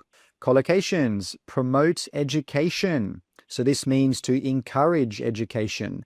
Promote health, same thing. Promote awareness. This means to encourage people to know about something, to teach people about something. Governments often promote healthy lifestyles through public awareness campaigns. So this means that governments often encourage people to lead healthy lifestyles. How? Well, through education or public awareness campaigns. Many organizations promote the importance of environmental conservation. So this means that many organizations support this idea of environmental conservation. Now, remember, promote is not just for advertising products. It can also be used to talk about ideas or behaviors. Moving on to 24, which is efficient. Efficient is an adjective and it means working well without wasting time, money, or energy. Synonyms: effective, well organized, productive. Collocations: an efficient system. So this means the system works well without wasting anything. Efficient method, same thing. Energy efficient. So this means something works well without wasting energy. Moving on to the examples, public transport systems need to be efficient to reduce traffic and pollution. Using energy efficient appliances can help lower electricity bills and protect the environment. So this means using appliances like microwaves or fridges that work well without wasting energy or electricity. Just something to note, don't confuse efficient with fast. Something can be quick, but still waste a lot of energy or money. Efficient means it works well and avoids waste. Moving on to 25, which is expand. Expand is a verb and it means to make something larger or increase its size. Synonyms: grow, increase, extend. Collocations: expand knowledge. So that means to make your knowledge bigger or wider or more. Expand a business. Same thing, to make a business larger or bigger. Expand opportunities. Governments should invest in programs that expand educational opportunities for young people. So this means governments should do things that increase the amount of educational opportunities for young people. Many companies are looking to expand their operations into international markets. So this means many companies are wanting to increase their size and go into international markets. So if you often use words like increase or grow, try using expand sometimes to avoid repeating the same verbs. Let's move on now to 26, which is regulate. Regulate is a verb and it means to control something, usually by making rules or laws. Synonyms: control, manage, oversee. Collocations: regulate prices. So this means to control prices with rules or laws. Regulate industries. Same thing, to control industries with laws or rules. Regulate behavior. Let's look at some examples. Governments often regulate industries to protect consumers and the environment. Some countries have introduced laws to regulate the use of personal data online. So this means some countries are using laws to control the use of personal data online. So regulate is very useful when writing about government actions or laws that control industries or behavior or technology. Moving on to 27, which is aware. Aware is an adjective which means knowing about something or having knowledge of it. Synonyms: conscious of, informed about, or familiar with. Collocations: aware of risks. So that means you know about the risks. Aware of issues. Same thing, you know about the issues. Aware of consequences. Same thing. Citizens need to be aware of the environmental impact of their daily choices. So this means people need to know what effect their actions are having on the environment. Many people are not fully aware of the health risks linked to poor nutrition. So this means many people don't really know the health risks linked to not having a good diet. Now, when you're using aware, remember to use aware of when explaining what someone knows. For example, aware of the risks, not aware the risks. You need to have that of, aware of something. Moving on to 28, which is establish. Establish is a verb and it means to start or create something that is meant to last, that is meant to be around for a long time. Synonyms: set up, create, found. Collocations: establish rules, so to create rules that are going to be around for a long time. Establish an organization, same thing, maybe to create a company that's going to be around for a long time. Establish a relationship.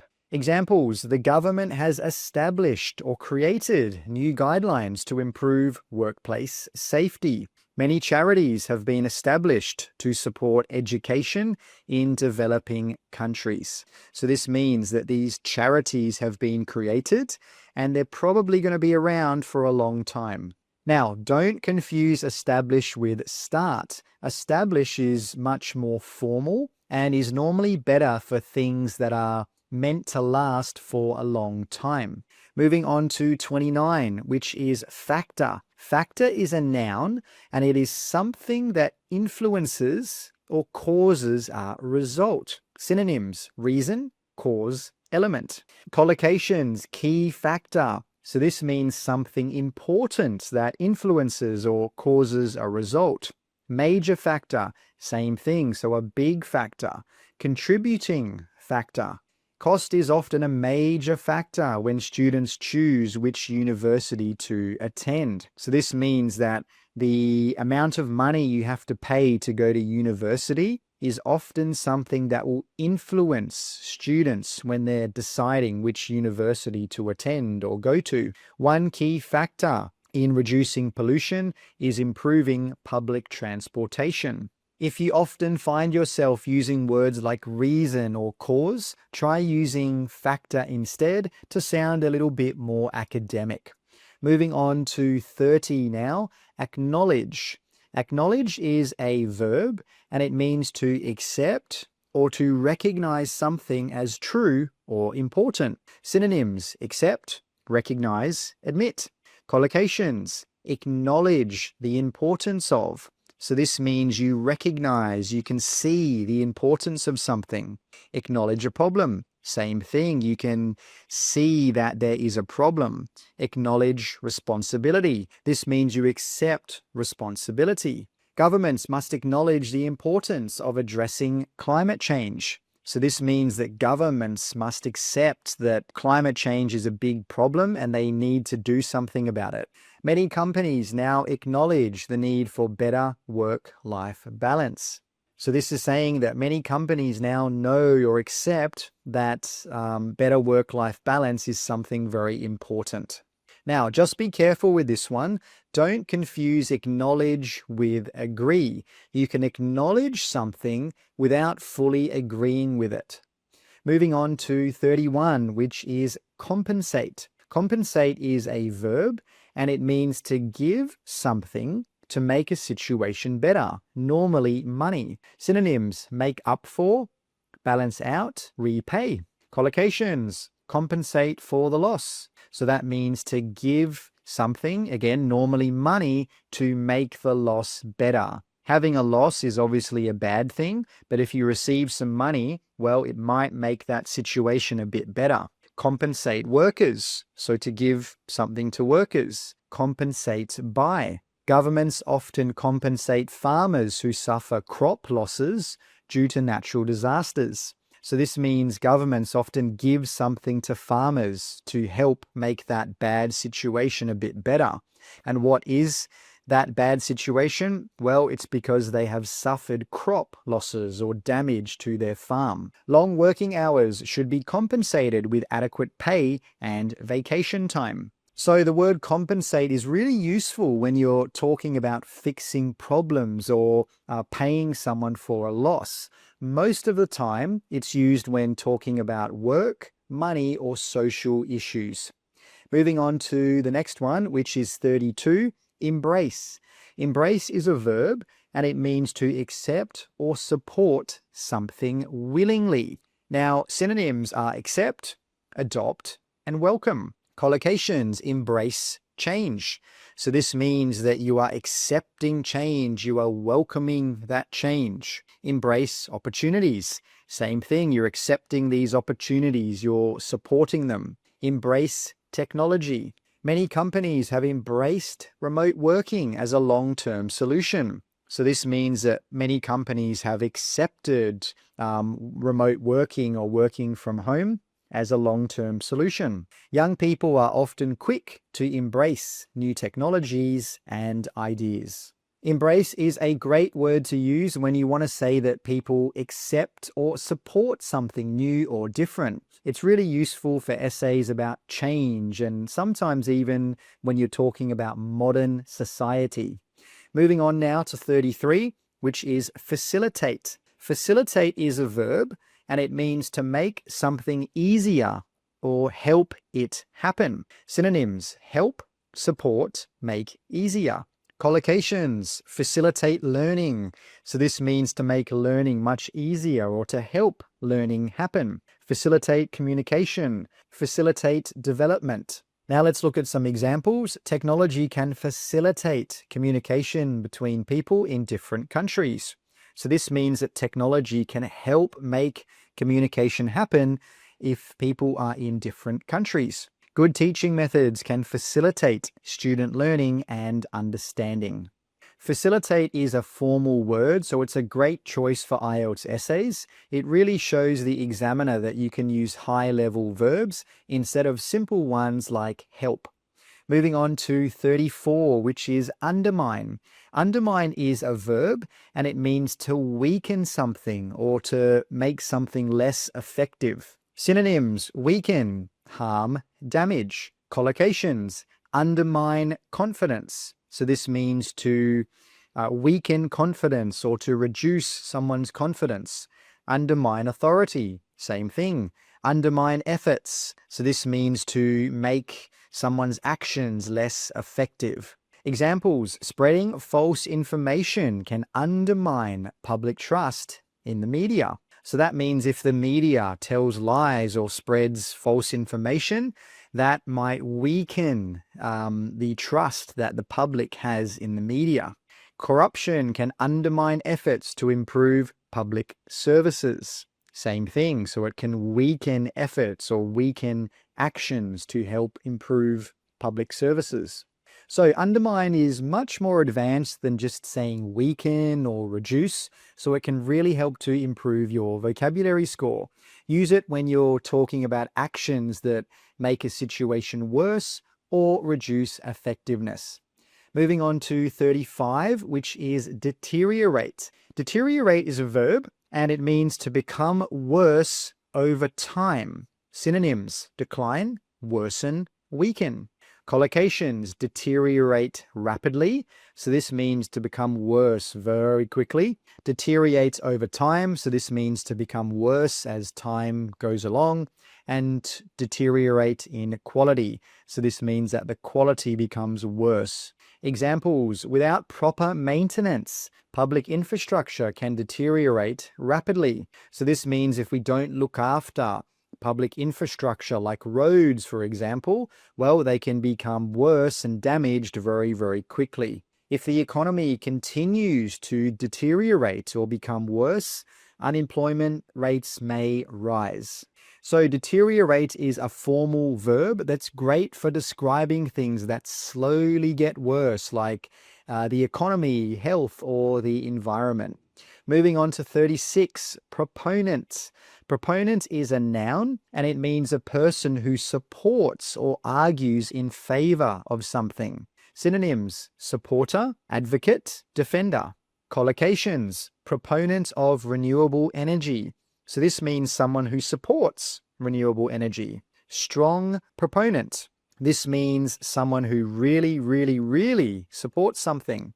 Leading proponent. Examples: many proponents of renewable energy argue that it is key to combating climate change. So this means that many people who support renewable energy argue that ... She is a strong proponent of free public education for all citizens. So this means she's a strong supporter of free public education. So instead of always saying, I support, or I am a supporter of, or I believe this, I believe that, you can use I am a proponent of to sound more formal and academic. It's a really professional word and it works really well in IELTS essays when you're giving your opinion about something. Moving on to 37, which is critic. Critic is a noun and it's the opposite of a proponent. Critic means a person who disagrees with or disapproves something or doesn't support something. Synonyms: opponent, disapprover, skeptic. Collocations: critic of the policy. So this means someone who disagrees with a policy. Strong critic, so someone who really strongly disagrees with something. Harsh critic, that has a similar meaning to strong critic. Many critics of the new law argue that it limits personal freedom. So this is saying that many people who disagree with the new law argue that ...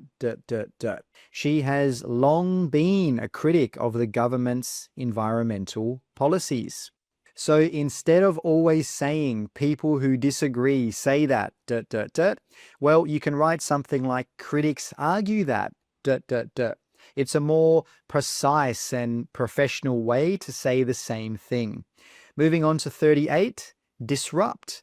Disrupt is a verb which means to interrupt or stop the normal progress of something or the normal movement of something. Synonyms: interrupt, disturb, interfere with. Collocations: disrupt services. So this means to interrupt or to stop the normal working of the services. Disrupt the economy. So this means to stop the normal functioning or progress of the economy. Disrupt education. Natural disasters can disrupt essential public services such as electricity and water supply.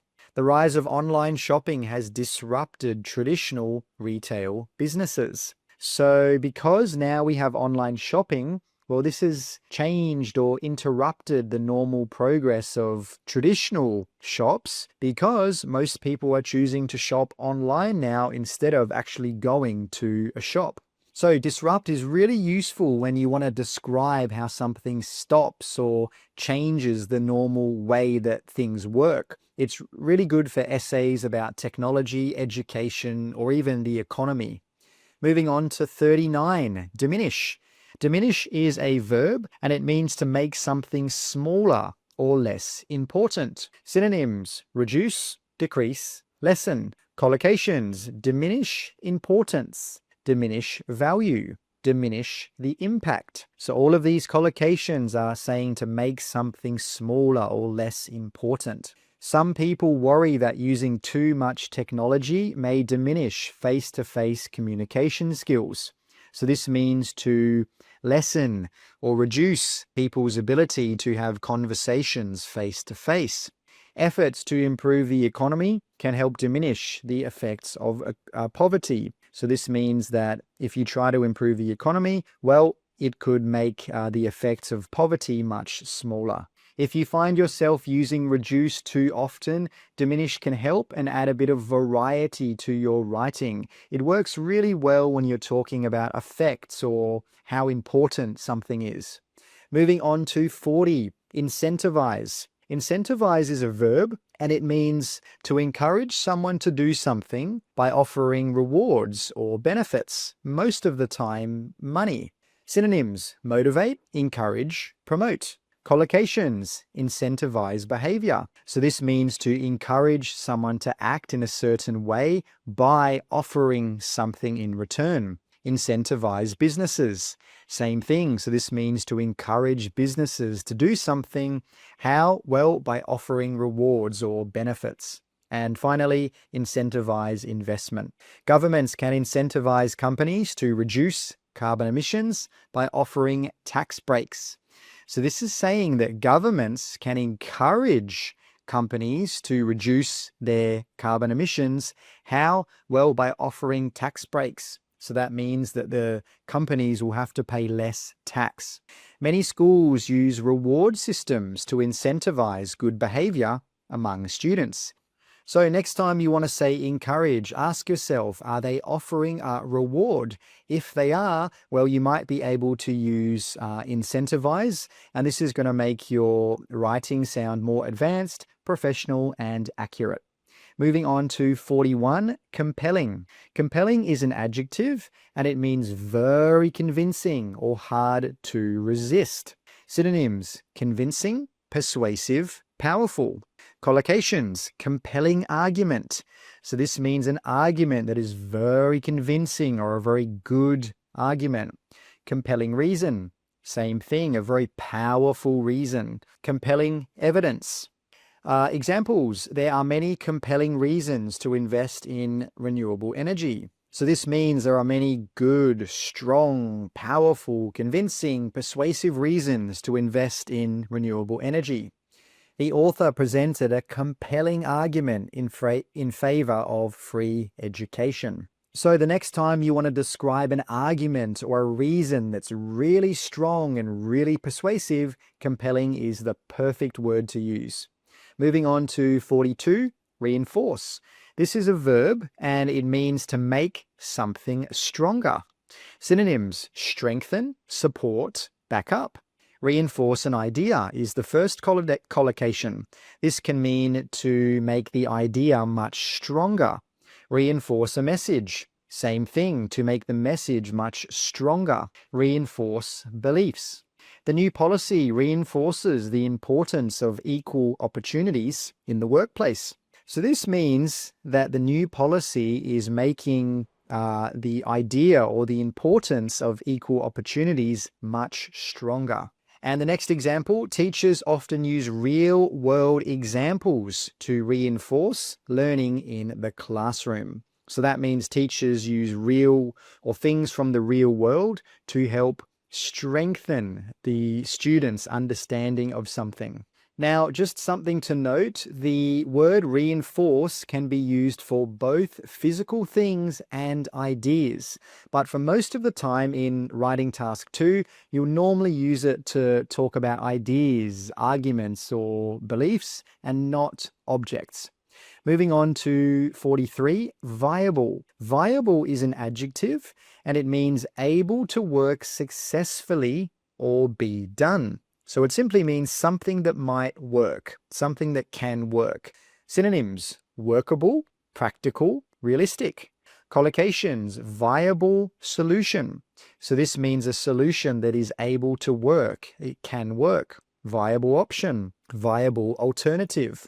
Investing in renewable energy is considered a viable solution to reduce carbon emissions. So this is a great word to use when you're talking about solutions in your writing task 2 essay. A viable solution means a solution that is able to work. It can work. Online learning has become a viable alternative to traditional classroom education. So instead of always saying good or possible, try using the word viable. But just remember, viable just means something that can work. It doesn't mean it's the best possible option or that it will work. Moving on to 44, which is hinder. Hinder is a verb and it means to make it difficult for something to happen or progress or to move forward. Synonyms: block, prevent, slow down.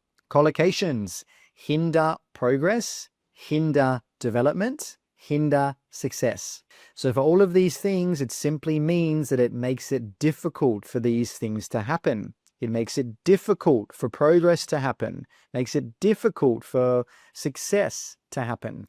Lack of investment in public transport can hinder the ability of low-income families to access better job opportunities. So that means if there's not enough money going into public transport, well, this is going to make it difficult for low-income families to get access to those better job opportunities. Strict regulations may hinder or may block or prevent small businesses from expanding into new markets. So the word hinder is really useful when you want to explain how something makes progress slower or more difficult.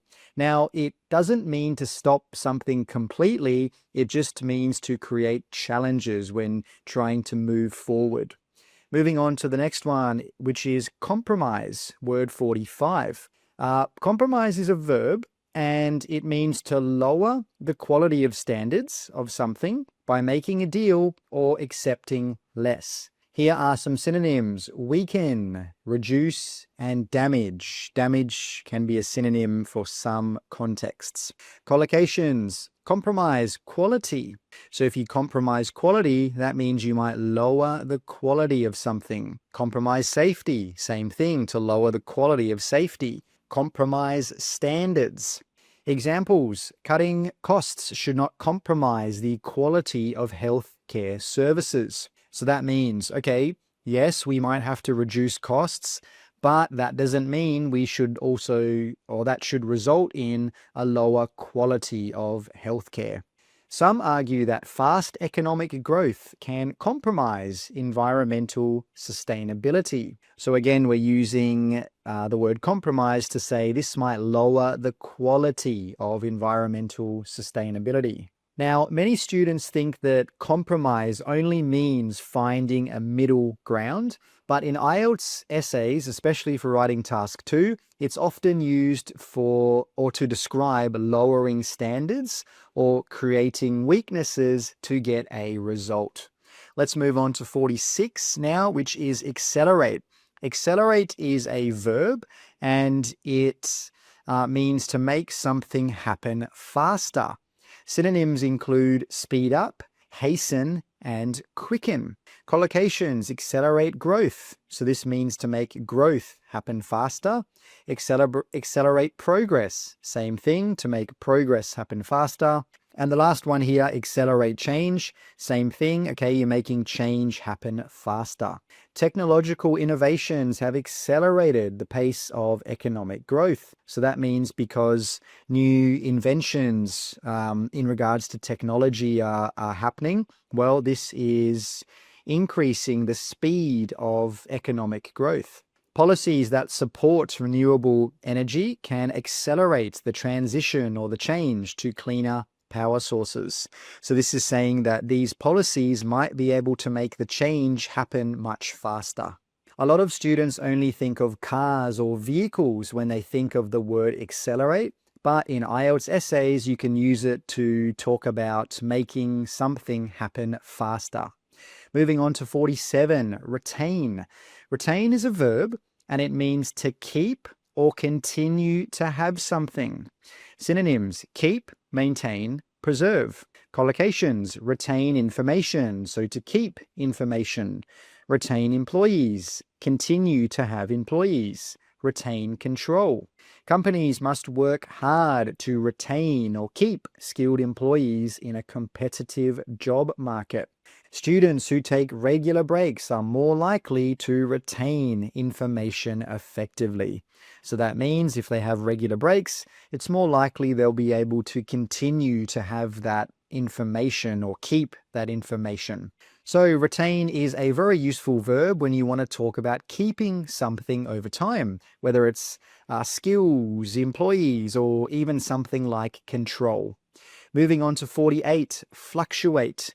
Fluctuate is a verb, and it means to change frequently, especially by going up and down. Synonyms: vary, change, shift. Collocations: fluctuate prices. So this means prices are going up and down. They're changing frequently. Fluctuate levels, same thing. Fluctuate demand, same thing. So it means the demand is going up and down. It's changing frequently. Prices for basic goods often fluctuate or often change frequently due to changes in supply and demand. Energy consumption tends to fluctuate throughout the year depending on the weather. So that means the electricity or the power that people use changes frequently, and of course that will mean that it goes up and down. So fluctuate is a great word to use when you want to describe something that keeps changing, especially when it goes up and down. You'll often need to use this one if you're talking about prices or trends. Moving on to 49, optimize. Optimize is a verb and it means to make something as effective or successful as possible. Synonyms: improve, maximize, enhance. Collocations: optimize performance. So this means to make the performance as good as possible. Optimize resources, optimize efficiency. Companies must optimize their use of resources to stay competitive. So this means if companies have money or time, they must use those things as effectively as possible to stay competitive and to stay in business. Students should optimize their study time or use their study time as effectively as possible to prepare for exams.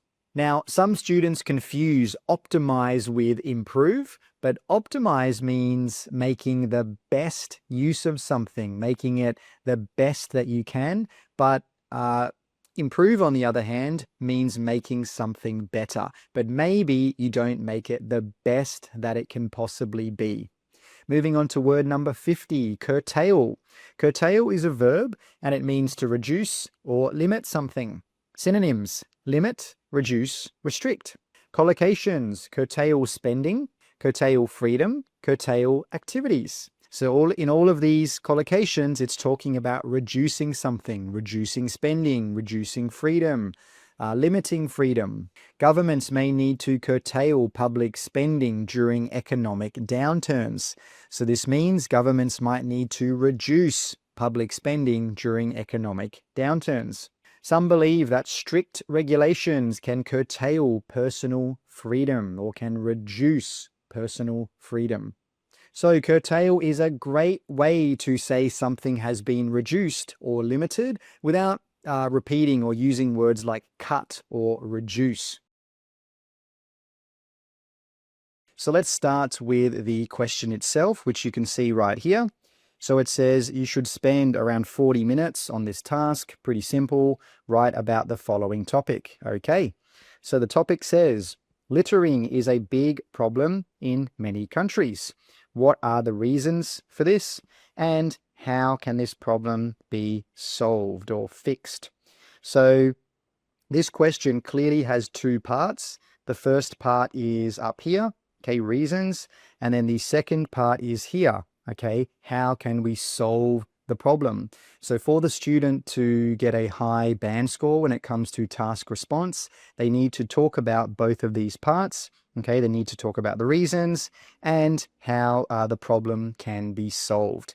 And when it says this problem, what problem are they talking about? Well, they're talking about littering. So this is the topic of the question. All right, so now let's have a look at the answer from the students. So here it is. Let's have a read together. So it says, environment now is now a hotly debated issue among society as it affects to social well-being. Well, there's some big problems there already, particularly in relation to grammar. So it should be the environment. But then the students got now. So I think it might be better to say the environment is a hotly debated issue. And just be careful with statements like this. Is this true? Is the environment a hotly debated issue? Well, I don't know. It just seems like a template sort of opener, and it looks like the student has just memorized this opener, and it doesn't really feel very natural here. So straight away, When I'm reading this, I'm getting the feeling that it's not going to be a high-level answer because there's some grammar issues and it just doesn't sound very natural. Now, in regards to this last little bit here, it should be as it affects social well-being. Now, overall, this sentence it's not the worst sentence in the world. It clearly tells the reader that the topic is the environment. One of the most increasing challenges that affect to, well, it should be affects the environment. Just remember, when you have affect, normally we don't have a to afterwards. And in many nations is trashing problem. Okay, that affects the environment in many nations. So you wouldn't say is trashing problem. You would say something like is the issue, so let's just cross that out, of trash. That sounds a bit better there. And that's okay, but that sentence, it just sort of sounds like the student is repeating themselves because they've just talked about the environment in the first sentence up here, and then they're saying environment again. So it's just, there's a bit of repetition, and it might be better to put these two sentences together, or perhaps just to remove the environment in this second sentence and just focus on the trash, because the trash, if you look at the bottom right-hand corner of the screen, that is the issue, okay? That's what the question is about. Littering is a big problem. Okay, let's keep reading now. Due to lack of awareness and weak regulation, this issue is urgently needed to solve. Well, we wouldn't say this issue is urgently needed to solve. This sentence would need to be rephrased. It's just not correct, and it's doesn't really make sense. Now, another thing is the student has got their two main ideas here: lack of awareness, weak regulation. I don't recommend that you put your main ideas in the introduction. I think it will be better if this student said what they're going to talk about, because I've read this introduction here and I don't know what the writer is going to talk about. And that's a bad sign. That is the purpose of an introduction. You need to tell the reader what you're going to talk about. So that's something to be aware of. Now let's go to the first body paragraph. In terms of causes of this challenge, okay, that's not bad. It's a topic sentence. It's telling the reader that in this paragraph, the writer is going to talk about the challenges. That's great. That's fantastic. Education factor is inevitable to mention. Okay, so inevitable is not the right word. Inevitable means something will happen. You can't stop it. So that's not the wrong word. I'll put WW there for a wrong word, since it is the first institution to provide knowledge. Okay, fair enough. Right information and raising awareness to citizen. So lots of grammar problems there, lots of little mistakes. So the first thing is, it should be since it is the first institution to provide knowledge. Probably not right. I think we could just remove. We could say provide knowledge. It might even be better to say provide knowledge and information. And then instead of saying raising, because look here, we've got to provide, but then we've got raising. So we've changed the verb pattern. Here we've got verb 1, but here we've got verb ing. So we could change that, and we could say something like to provide knowledge and information as well as raising awareness to citizen. I don't really like this. It just sounds a bit strange. And another problem here is that citizen should be a plural, because it's not just one citizen. There are many citizens in the world. To provide more explanation and example. I don't know if I like this. It's not really necessary. And if you want to use this, you could just say something like to provide further explanation, and then remove an example. There are certain. And to be honest, if it was me writing, I would not even put this in at all. I wouldn't say to provide further explanation.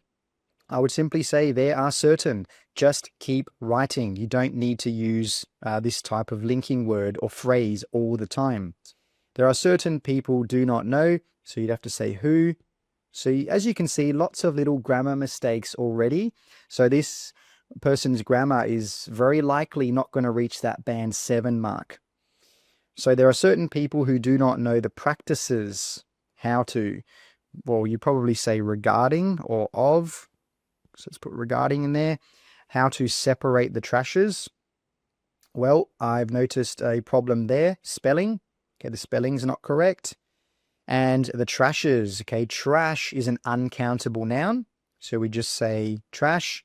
And also, we don't need the, because we only use, well, not only, but most of the time we use the when we're talking about something specific. But if the student here says the trash, well, which trash are they talking about? Do you know? Do I know? No. So we shouldn't use the in this situation. So let's keep going. Specific bin and decide to put their stuff in the same garbages. So I don't really understand what this is saying. Put their stuff in the same garbages. I really don't understand that. So I'm going to just write rephrase there. That needs to be said in a different way. It's not very clear. And whenever this happens, whenever the examiner doesn't understand what you're writing, it's a big problem, because if the examiner can't understand you, well, that suggests that you're not a high level candidate and you're probably not going to be in that band 7 range or higher. Let's keep going. Another point worth mentioning. Okay, so it looks like the student is moving on to their next main point there. Fair enough, that's fine. Now, I think it will be better if the student added a little bit more support here before they started on their second point, because they've only provided a very short amount of support for their first idea, which is about education. So I think it will be better if there was a bit more support there. Let's continue. Another point worth mentioning is law and regulation. Well, this should be a plural, so I'll write plural and singular. When there is lower level. Okay, so I think there should be a full stop here. So let me just change to red. There should be a full stop, and then it should be a capital W. When there is a lower level of punishment, people will not afraid. Well, afraid is an adjective, and normally when we use an adjective, we need to have to be. So people will not be afraid and try to change their behaviors. Now, we wouldn't say behaviors, we'd say behavior. As a result, they have a less concerning and unaware. Again, I'm not sure what this means, less concerning. I think the writer's trying to say something like they will be, less concerned with their behavior. I'm really not sure, and unaware of this problems. Well, this is for 1, and then we've got S. So we need to remove that S there. And this is just an example of how little mistakes are so easy to fix. I think most of you watching this video will know that we use this with one thing, but this student here, they probably know that as well, but maybe they've written this very quickly or they don't really think about their grammar. Okay, when you have this, you don't need, or you shouldn't have S, because that's a grammatical error. So that's the first body paragraph. And as you can see, there are a lot of mistakes here in all 4 areas when it comes to task response, grammar, vocabulary, and coherence and cohesion. So it's not looking like this is going to be a high level answer. But nonetheless, let's keep going and we'll have a look at the next paragraph. So to tackle with this problem, okay, great. We've got the topic sentence there. It's clear that now the student is going to talk about how to deal with or how to solve this problem. However, there's a mistake. We don't say tackle with, just to tackle this problem. Related organization, okay, problem there should be an S, and governments should have an S as well. Should to, again, very basic grammar mistake. After should, we don't have to, okay, after should, no to. Should cooperate together. Don't need to say cooperate. You can just say, don't need to say cooperate together. You can just say cooperate to provide far more education and knowledge for people to buy. So I think the writer means to make them understand the effects of this problem to their lives and to intrigue people to changing their behavior and also give them Okay, so what's the problem with this sentence here? It's way too long. And this is a common mistake I see with a lot of students. They try to write really, really, really, really long sentences, and then the sentences are incorrect and they're very hard to understand. And that's what's happened here. It would have been much better if this student just broke this really long sentence into two or maybe even into three. And another thing worth mentioning is there's some vocabulary that is not used correctly. So for example, this word, and to intrigue people. Intrigue means to make someone really interested in something. So it's probably not the right word here. So I'm not going to make any other changes to this sentence here, but the student should definitely break that into two or maybe even into three. So let's keep reading. On aside from that, well, we don't say on aside. We would say, let me get my red pen. We would say something like apart from that. Apart from that, government. Okay, so again, basic mistake. It should be governments. Had better. That's a little bit informal. So instead of saying had better, we could simply say something like should. That would be the better way to say that. Alternatively, you could say something like governments would benefit by. Would benefit by. Again, we're missing an S. Laws and supervising laws and punishment more seriously to push the real movement. Yeah, I don't know what that means, push the real movement. So again, I'm a bit confused. So this is a bit of an issue. And just here, look what we've got. Set law, supervise law, and punishment. It's just too much together, and it will be better if the writer perhaps removed one of these things and maybe just said something like set laws and punishment to be maybe more strict to push the real movement. Again, I'm not sure what real movement means there. So it looks like this paragraph has two main ideas. Okay, the first one is cooperation, and the second one is setting laws. And that's great, but it will be nice if there was a little bit more support for this idea here. Okay, because it's a great idea. Setting laws or creating laws is probably the better phrase to use. But it will be nice if there was more support and more information about why this is an effective solution. So let's move on to the last paragraph now. In conclusion, okay, fantastic. It's telling the reader that now we're moving on to the conclusion. Littering is a serious problem in society. Fantastic. Which is resulting from lacking. Okay, so we need to change that. Which is resulting from a lack of education and lower of regulation. Well, that's not correct, this bit here. So it will be better if the student said something like maybe insufficient, not enough, insufficient regulation, and then you could say something like of this area. However, it can cope up by, we'll come back to that in a second, cope up by the cooperation of related organization, government, and individuals themselves. Okay, so again, we're missing S, governments, organizations. Now, cope up, I don't know what that means. I think the student is trying to say that this problem could be solved or resolved or fixed. And another thing I've noticed is it. What is it? What is it talking about? This is a problem when it comes to coherence and cohesion because it's not easy to read and follow. What is it? Because it talks about regulation, education, serious problem. So I'm not sure what this it is referring to. If you use it, you need to use something before so you can refer back to what you said before. Now, going back to cope up, we could say something like, however, it can resolve the issue by.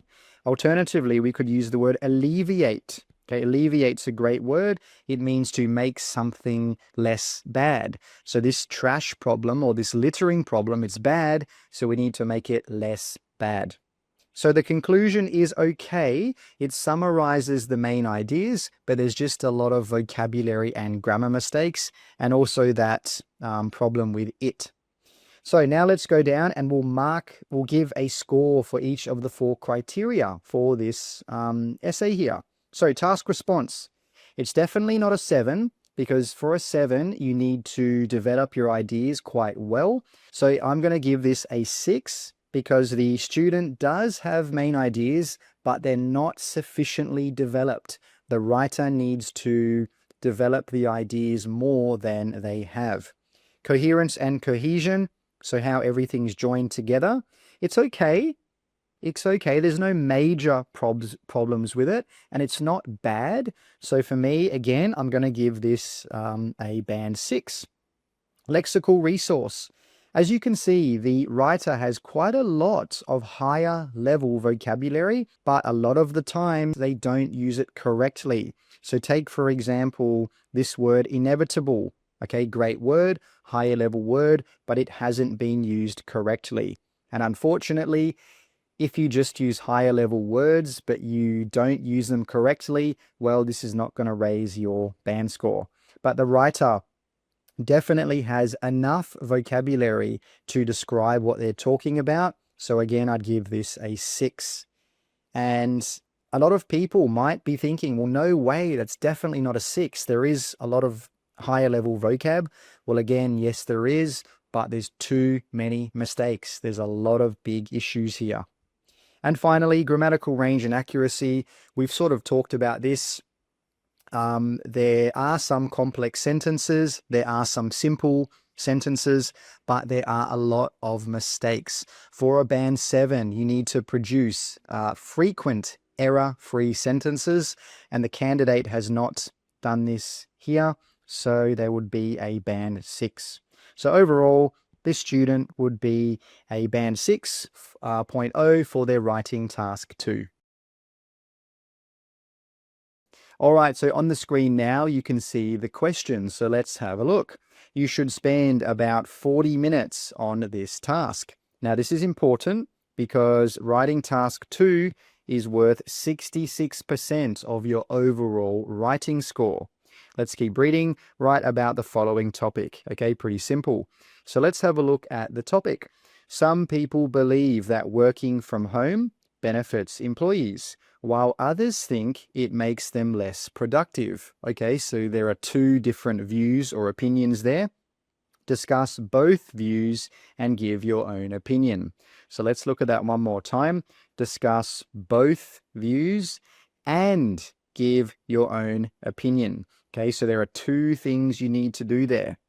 Now, in regards to this here, it says both views. Well, what are those 2 views? Well, the first one is working from home benefits employees or is good for employees, while the second one is others think it makes them less productive or they think it makes workers less productive. So to fully answer this question, you need to talk about both of these views as well as give your opinion.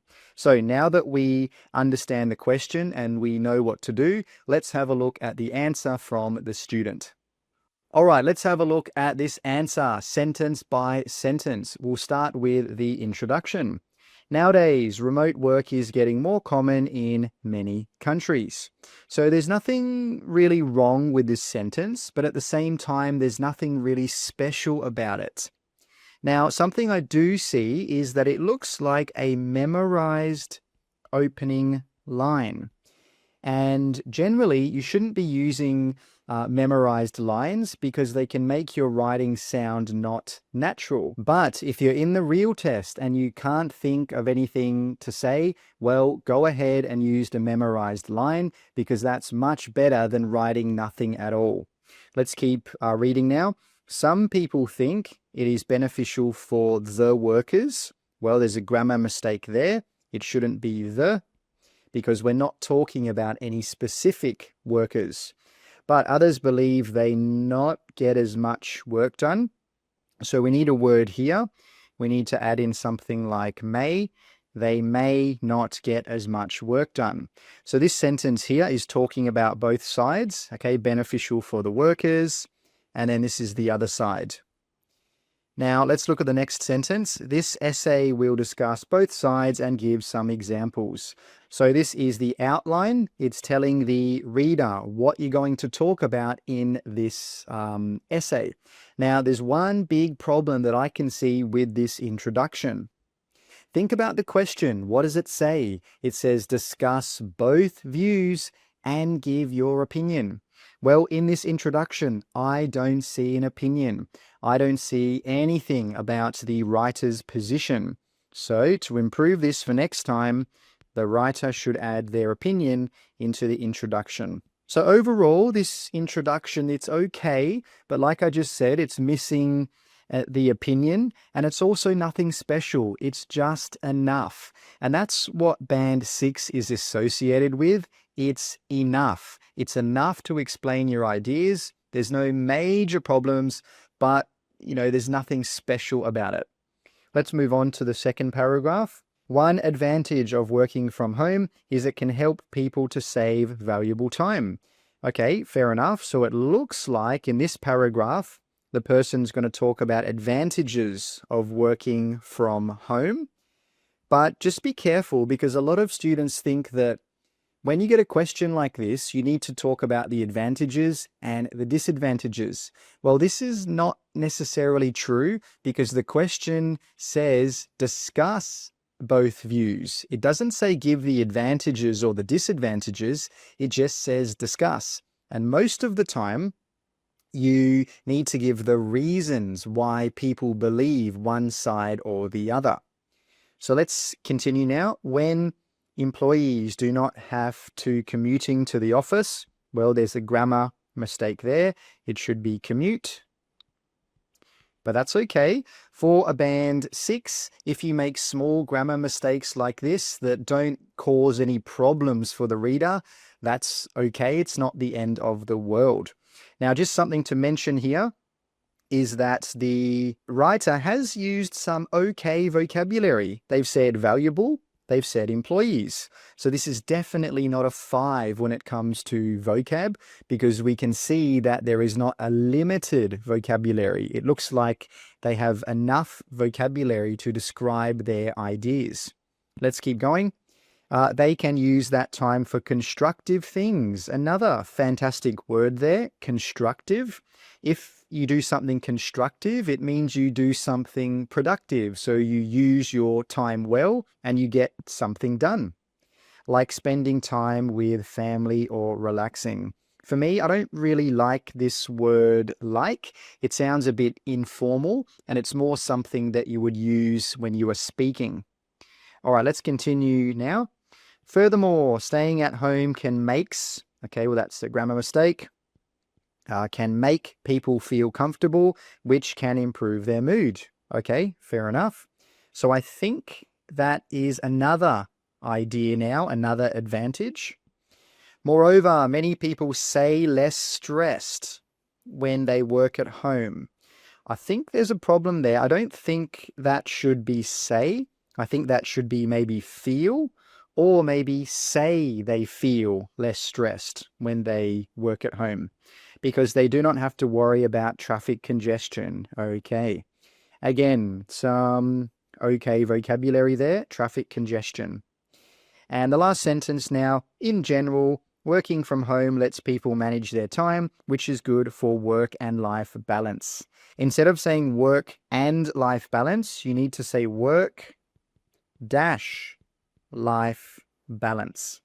Now, just something to note with this last sentence, it's normally not necessary to write a summary at the end of your paragraph. It would be much better if the writer gave more support, okay, gave more information about their main ideas, because you can see that the main ideas are very general. There's nothing really specific. And if you're trying to get a high band for task response, you need to have more specific development and support for your answers. Also, just something else to mention, particularly in regards to the coherence and the cohesion. Just having a look here, furthermore, moreover, it doesn't sound very natural. It just sounds a bit strange. If a native speaker with a very high level of English was writing this, they wouldn't use words like this, furthermore and moreover. So overall, this body paragraph is okay. There's nothing majorly wrong with it, but to make it better, I think that the writer needs to expand their ideas a bit more. They also need to use some less common vocabulary, because the vocabulary is enough, but it's just, there's nothing special about it. There's nothing to show that the writer is or has a high level of English. All right, let's keep going to the next paragraph now. On the other hand, okay, so a nice cohesive device. It's telling the telling the reader that we're going to move on and talk about something different now. Working from home can sometimes reduce productivities. Well, that should be productivity. Okay, no IES. At home, there are many things that can distract them. Just something to mention, there should be a comma here after at home. And actually, that's something I forgot to mention up here. If you're using furthermore, and I'm not saying that you should, but if you are, you need to have a comma after furthermore. So let's go back down and keep reading this sentence. Like watching TV or doing housework. So again, I don't really like that word like, because it sounds a bit informal. It's not really something that should be used in academic formal writing. Now note here, we've got another piece of vocabulary that's quite nice. Distract, a very nice word there. Now let's keep reading. In addition, some peoples, okay, well that's clearly an issue. It should just be some people, may lack a quiet place to work. Well, not lack, we would probably say may not have a quiet place to work, which makes it harder to concentrate. Again, a nice piece of vocabulary there. Now, again, look at this coherence and cohesion. In addition, it's just not very natural to use a lot of words like this in very professional, formal writing. Let's continue now. When there is no boss or supervisor watching, another nice piece of vocab there.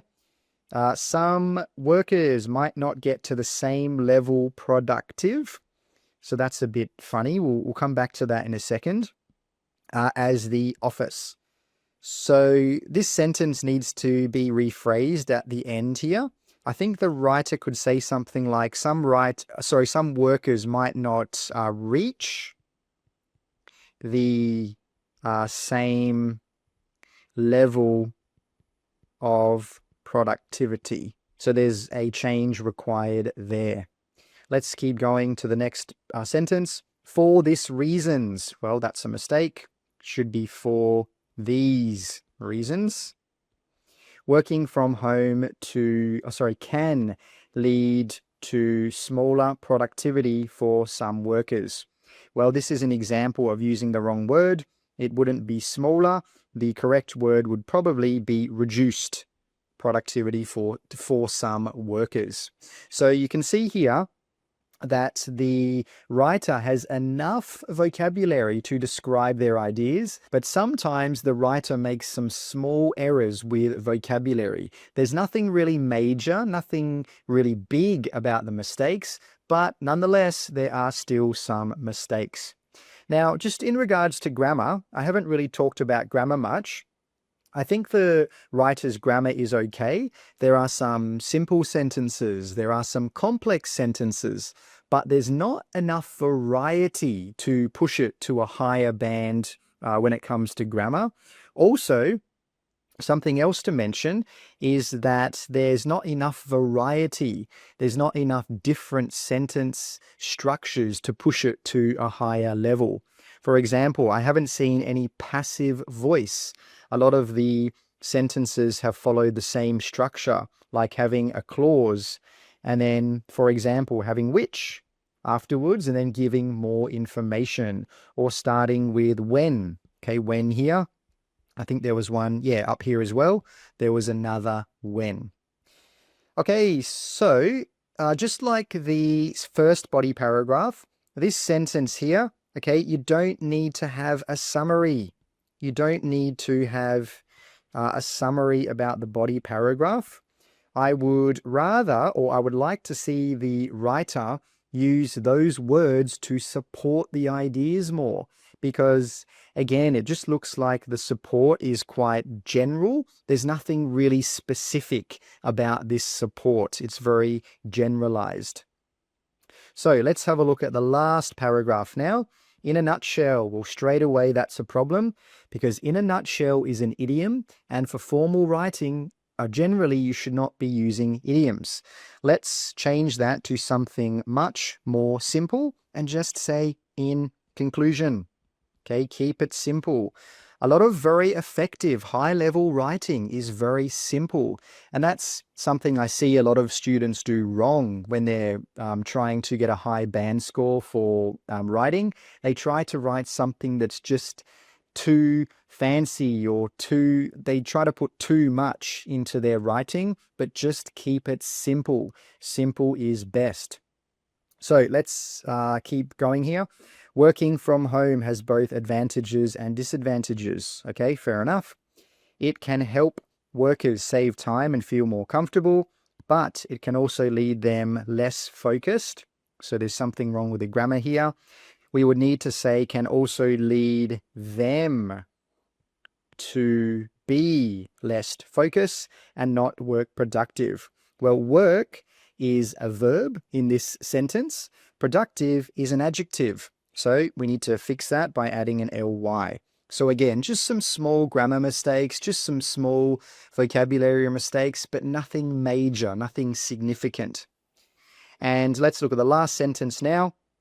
I think it is a beneficial thing, and I recommend that everyone start to do this immediately. So it looks like this is the opinion. Okay, and that's great, because remember, you need to give your opinion to fully answer the question. That's a part of getting a high band for task response. However, it's just not very clear. I don't really like it, because the writer says, I think it. Well, what's it? Because in the previous sentence, they've talked about, being productive, less focused. It, again, so it's just not really clear. Again, it. So for me, I would recommend that the writer doesn't use it as much. I'm not saying not to use referencing or substitution, but it needs to be clear. If you're using these types of cohesive devices, you need to make sure you're using them correctly and it's clear what you're talking about.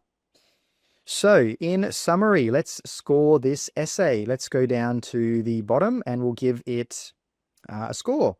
For task response, I would give this a 6, because it does answer the question. It does talk about both sides, but the support is very generalized. There's nothing really specific about it. And I think there should be more support. I don't think there was enough support in this essay. For coherence and cohesion, I'd also award a band 6, because it was enough. Yes, the sentences flowed okay, but there were some bits where the coherence and the connection between the sentences wasn't correct, and it wasn't very smooth. It sounded a bit unnatural. Now, when it comes to lexical resource, I'd also award a 6, because there was enough vocabulary for the writer to explain their ideas, but there were not really any examples of less common vocabulary, and also there were some mistakes when it came to the vocabulary. So to improve lexical resource, I would suggest that the writer uses some higher level vocabulary, some less common vocabulary, and try to make less mistakes with the vocab. When it comes to grammar or grammatical range and accuracy, again, I would award that a 6, because there were some simple sentences, there were some complex sentences, but there were some mistakes and there wasn't enough variety, or there wasn't a big enough range to push it to a higher band score. So to improve this one, the writer needs to increase the range, use a bigger range of sentence types and structures, and make less little mistakes. So overall, this person is a band 6.0. Now, when you think of 6, I mentioned this before, 6 means enough. So it's enough to explain your ideas, but there's nothing special about it. It's not good, it's not bad, it's just enough. So let's have a look at this question. So it says you should spend about 40 minutes on this task, okay? Write about the following topic. Pretty simple. So some people think that trees should be planted in vacant areas in towns and cities, while others say homes should be built instead. Discuss both points of view and give your own opinion. Okay, so the first thing to mention there is that there are two things you need to do. You need to discuss both points of view. Okay, that's number one. And you also need to give your own opinion. You need to make your opinion clear. If you don't do both of these things, well, you're not going to get a high band score for task response. Now, the next thing to talk about is that it says both points of view. Okay, right here, both points of view. What does that mean? Well, the first view is up here. It says some people think that trees should be planted in vacant areas in towns and cities. That is the first view. The second view is just after that. It says, while others say homes should be built instead. So that is the second view. So for the writer to score high in task response, they need to talk about both of those things. All right, so on the screen now, you can see the answer from the student. So let's go through it paragraph by paragraph. Let's start with the introduction. So growing trees is extremely beneficial for the environment. Okay, fair enough. So it looks like this sentence is telling us the topic of the essay. Yet there is a contrasting argument regarding this. Okay, this just seems a bit funny. A contrasting argument, just one. That doesn't seem very natural. So I think the student should perhaps rephrase that, write it in a different way. Let's look at the next sentence. Some claim that trees should be planted in towns and cities where there are unoccupied spaces. Okay, well, that's clearly talking about the first view, planted in towns and cities. So that's great. The student's talking about the first view. Let's keep reading. Whereas others argue, okay, the second view, that those areas should instead be used for constructing homes. That is the second view there, which is really, really good. The student has talked about both views. Now, just in regards to this word here, instead, I think it would be better if the word instead was put at the end of this sentence, but that's just a small minor thing. Let's keep reading now. In my opinion, these areas should be used for building residential areas, as this is where crowds live in, where it could provide more benefits. Okay, so there's a little bit to talk about there. The first thing is the student has given their opinion.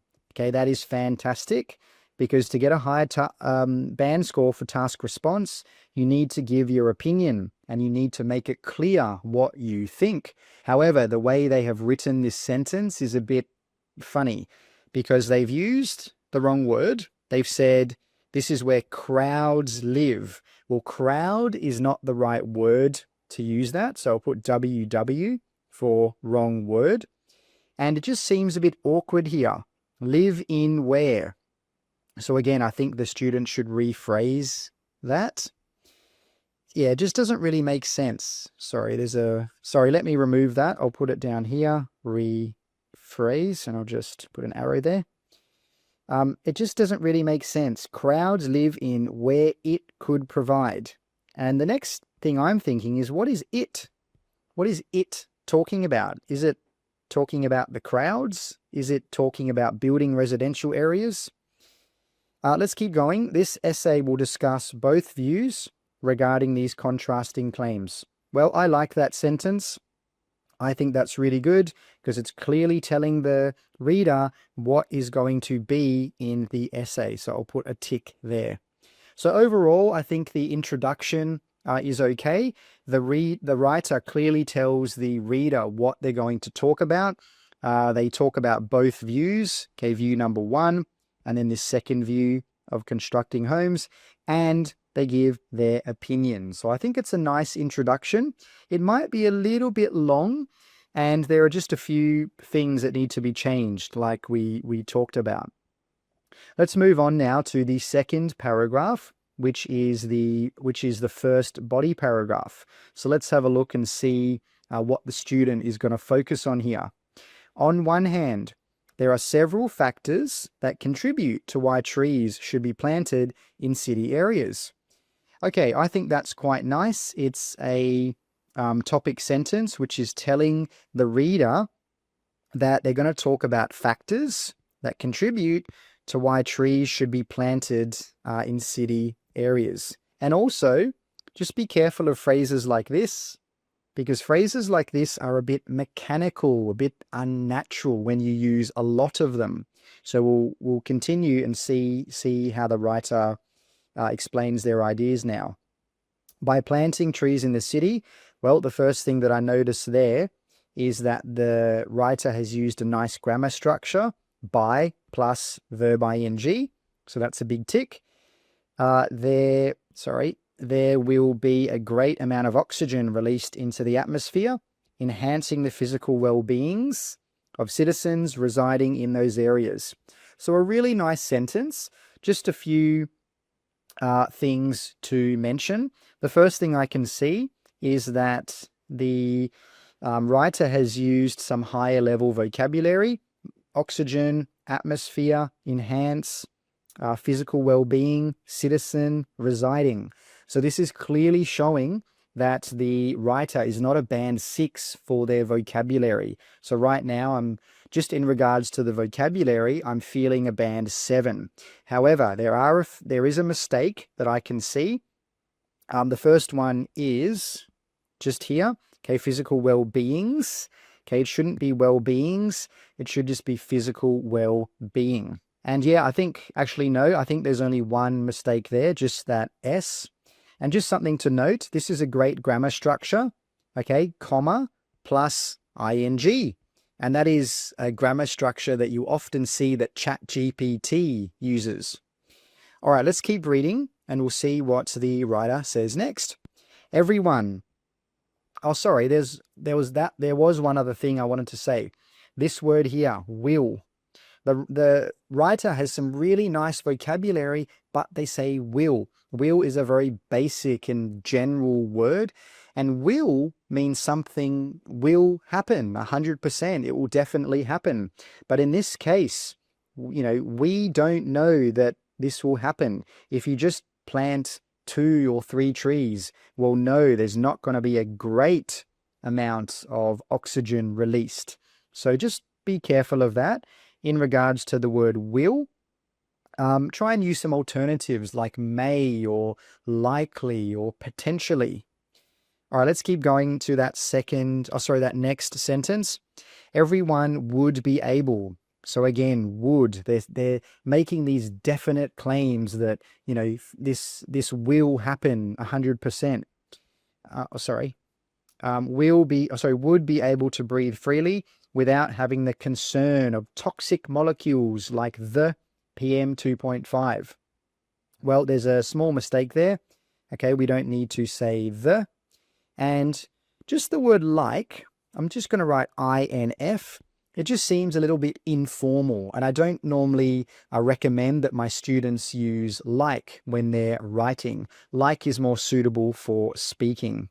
Now, just another thing to mention, this bit here, having the concern, I think it would be much more natural to say without being concerned. regarding or about toxic molecules like PM 2.5. Let's keep reading now. It can also reduce the amount of carbon emissions from cars being produced, as plants would absorb those carbon dioxide molecules. So again, some nice vocabulary here. Okay, carbon emissions, produced, absorb. That's a word that most students probably wouldn't use in a task 2 essay. And carbon dioxide molecules. Just going back to this word here, I'm not really sure what it's talking about. Is it talking about PM 2.5 or is it talking about something else? I'm not really sure here. Now, let's continue with the last sentence. This could help improve the quality of lives of people around those spaces. Well, the first thing to mention there is there's a nice use of referencing. Okay, referencing is important when it comes to your coherence and cohesion band score. So overall, I think this paragraph is quite nice. There is some nice vocabulary, there's some nice grammar, but there are some little mistakes that we have already discussed. So let's move on to the next paragraph and we'll see what the writer's going to talk about. So on the other hand, okay, nice, that's telling the reader that now they're going to move on to something different, building homes instead in those vacant areas. That just sounds a little bit awkward, so I think the writer should change that. Also consists of numerous reasons to why it is a good idea. Yeah, so again, this just doesn't seem very natural. I think the writer would be better to use a different word. And also they've said consists of numerous reasons to why. We will need to say as to why it is a good idea. Now just look at this word here, good, okay, good idea. The student has used some fantastic vocab, factors, contribute, oxygen, reside, citizens, and then they have used the word good. So I would advise the student to not use the word good and say something else. Use a more professional word because obviously good is a very basic, common word. So let's keep reading and see what the student says next. Cities are known to be extremely crowded, where a lot of people struggle to find places to live in. Okay, fine. The grammar is correct there. There's a nice use of the word struggle there. This issue can be solved by building more houses so that every citizen has a place to reside in. Well, just be careful with the word so. So generally shouldn't be used in formal academic writing. And just looking at the final few words, it just seems a little bit not 100% natural. Every citizen has a place to reside in. A place to reside in doesn't really sound very natural, so it's probably better for the student to use a different word here. It can also encourage for more tourists and foreigners. Okay, we wouldn't say for. I would say it can also encourage more tourists and foreigners to choose to live in a country, supporting and improving the country's economy. Now, just going back here to this main idea here, I just don't think it is developed enough. I think the writer should support this idea more, and this is going to help to improve the task response band score. It can also encourage for more tourists, we've already read that, when there are more tourists willing to purchase our goods. Well, I don't know what our goods means. Which goods are you talking about? Local citizens would be able to earn more money and live more comfortable lives. Yeah, that support, it just seems very general, and I feel like the student could develop it more and support it even more with specific examples. It's just very general. Local citizens would be able to earn more money and live more comfortable lives. Well, how? Why? Give an example. It's just very general. So yeah, this paragraph's okay. I think the first body paragraph was better because this second paragraph here, it just doesn't have enough support. And that's an important part of getting a high band score for task response. You need to support, you need to develop, you need to really explain your ideas. So yeah, just remember that when you're writing your writing task 2. Now let's move on to the final paragraph, which is the conclusion. In conclusion, there are contrasting claims on whether free spaces in towns and cities should be used for planting trees or for constructing residential areas. So what I noticed straight away there is this sentence is very similar to the introduction. And that's something that a lot of students get wrong. They think that the introduction and conclusion should be similar. Well, yes and no. Most of the time, there should be a clear difference between the introduction and conclusion, because the conclusion is there to finish the essay. It's not there to open the essay. And this just looks very similar to up above here, where the student wrote their introduction and where they introduced or they started the essay. So just remember that the introduction and conclusion should be different. Growing trees can help reduce the carbon emissions, well, not just carbon emissions, and release more oxygen to surrounding areas, while building homes could provide people with a place to live in. Okay, so I think the writer is trying to summarize their main ideas there. However, from my point of view, okay, so the writer is talking about their opinion. Building homes is better and could be more useful for cities. Nonetheless, trees should still be grown, maybe not in large vacant areas, but in rather small spaces. I think that word rather shouldn't be there. Small spaces in homes, providing a safe and healthy environment for present and future generations to live in.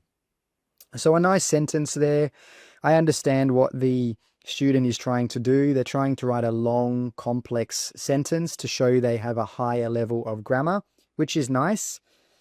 However, if we look here, this conclusion is how many lines? We've got 1, 2, 3, 4, 5, 6, 7. And then if we go back to body 2, 1, 2, 3, 4, 5, 6, 7. So do you see the problem there? The conclusion is too long. Some of those words should be put into body paragraph 2 or even body paragraph 1 to support the main ideas more, because that was one of the issues with body paragraph 2. The support was just very general. It needed to go deeper to improve the task response. So, but overall, the conclusion, it's okay. It clearly says the writer's opinion, which is really, really important from my point of view. However, I just think it's too long. Now, let's go down and score this essay. So for task response, it definitely answered the question. There was a clear opinion. There was some support, but I just don't think it was enough to get to that band 7 level. I think it was quite general. I think it could have, or it should have gone much deeper. So I'm going to award a 6 for the task response there. Now, for coherence and cohesion, I think it flowed quite nicely. One example of this is the student used referencing. So for example, this and up here as well, like we talked about.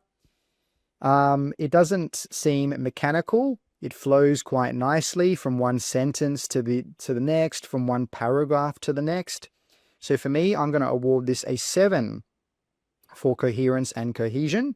For lexical resource, this one is definitely going to be a 7 for me because there was some less common vocabulary. However, there was also a bit of basic vocabulary where the writer could have used a wider range of vocabulary. So I just don't think I don't think the writer had a wide enough range of vocabulary to get to that band 8. Now, when it comes to grammar, this is a tough one. It's sort of between a 6 and a 7, but either way, it's not going to matter because the overall band score is still going to be a 6.5. So I think I'm going to award it a 7, but like I said, it could really be a 6 or a 7. There were some uh, different grammar structures, but there are also some mistakes as well. So overall, this essay would score an overall band score of 6.5. So to improve for next time, I would advise the student to really focus on their task response and really support their ideas, really develop what they're saying and give much more support and write a smaller or a shorter conclusion.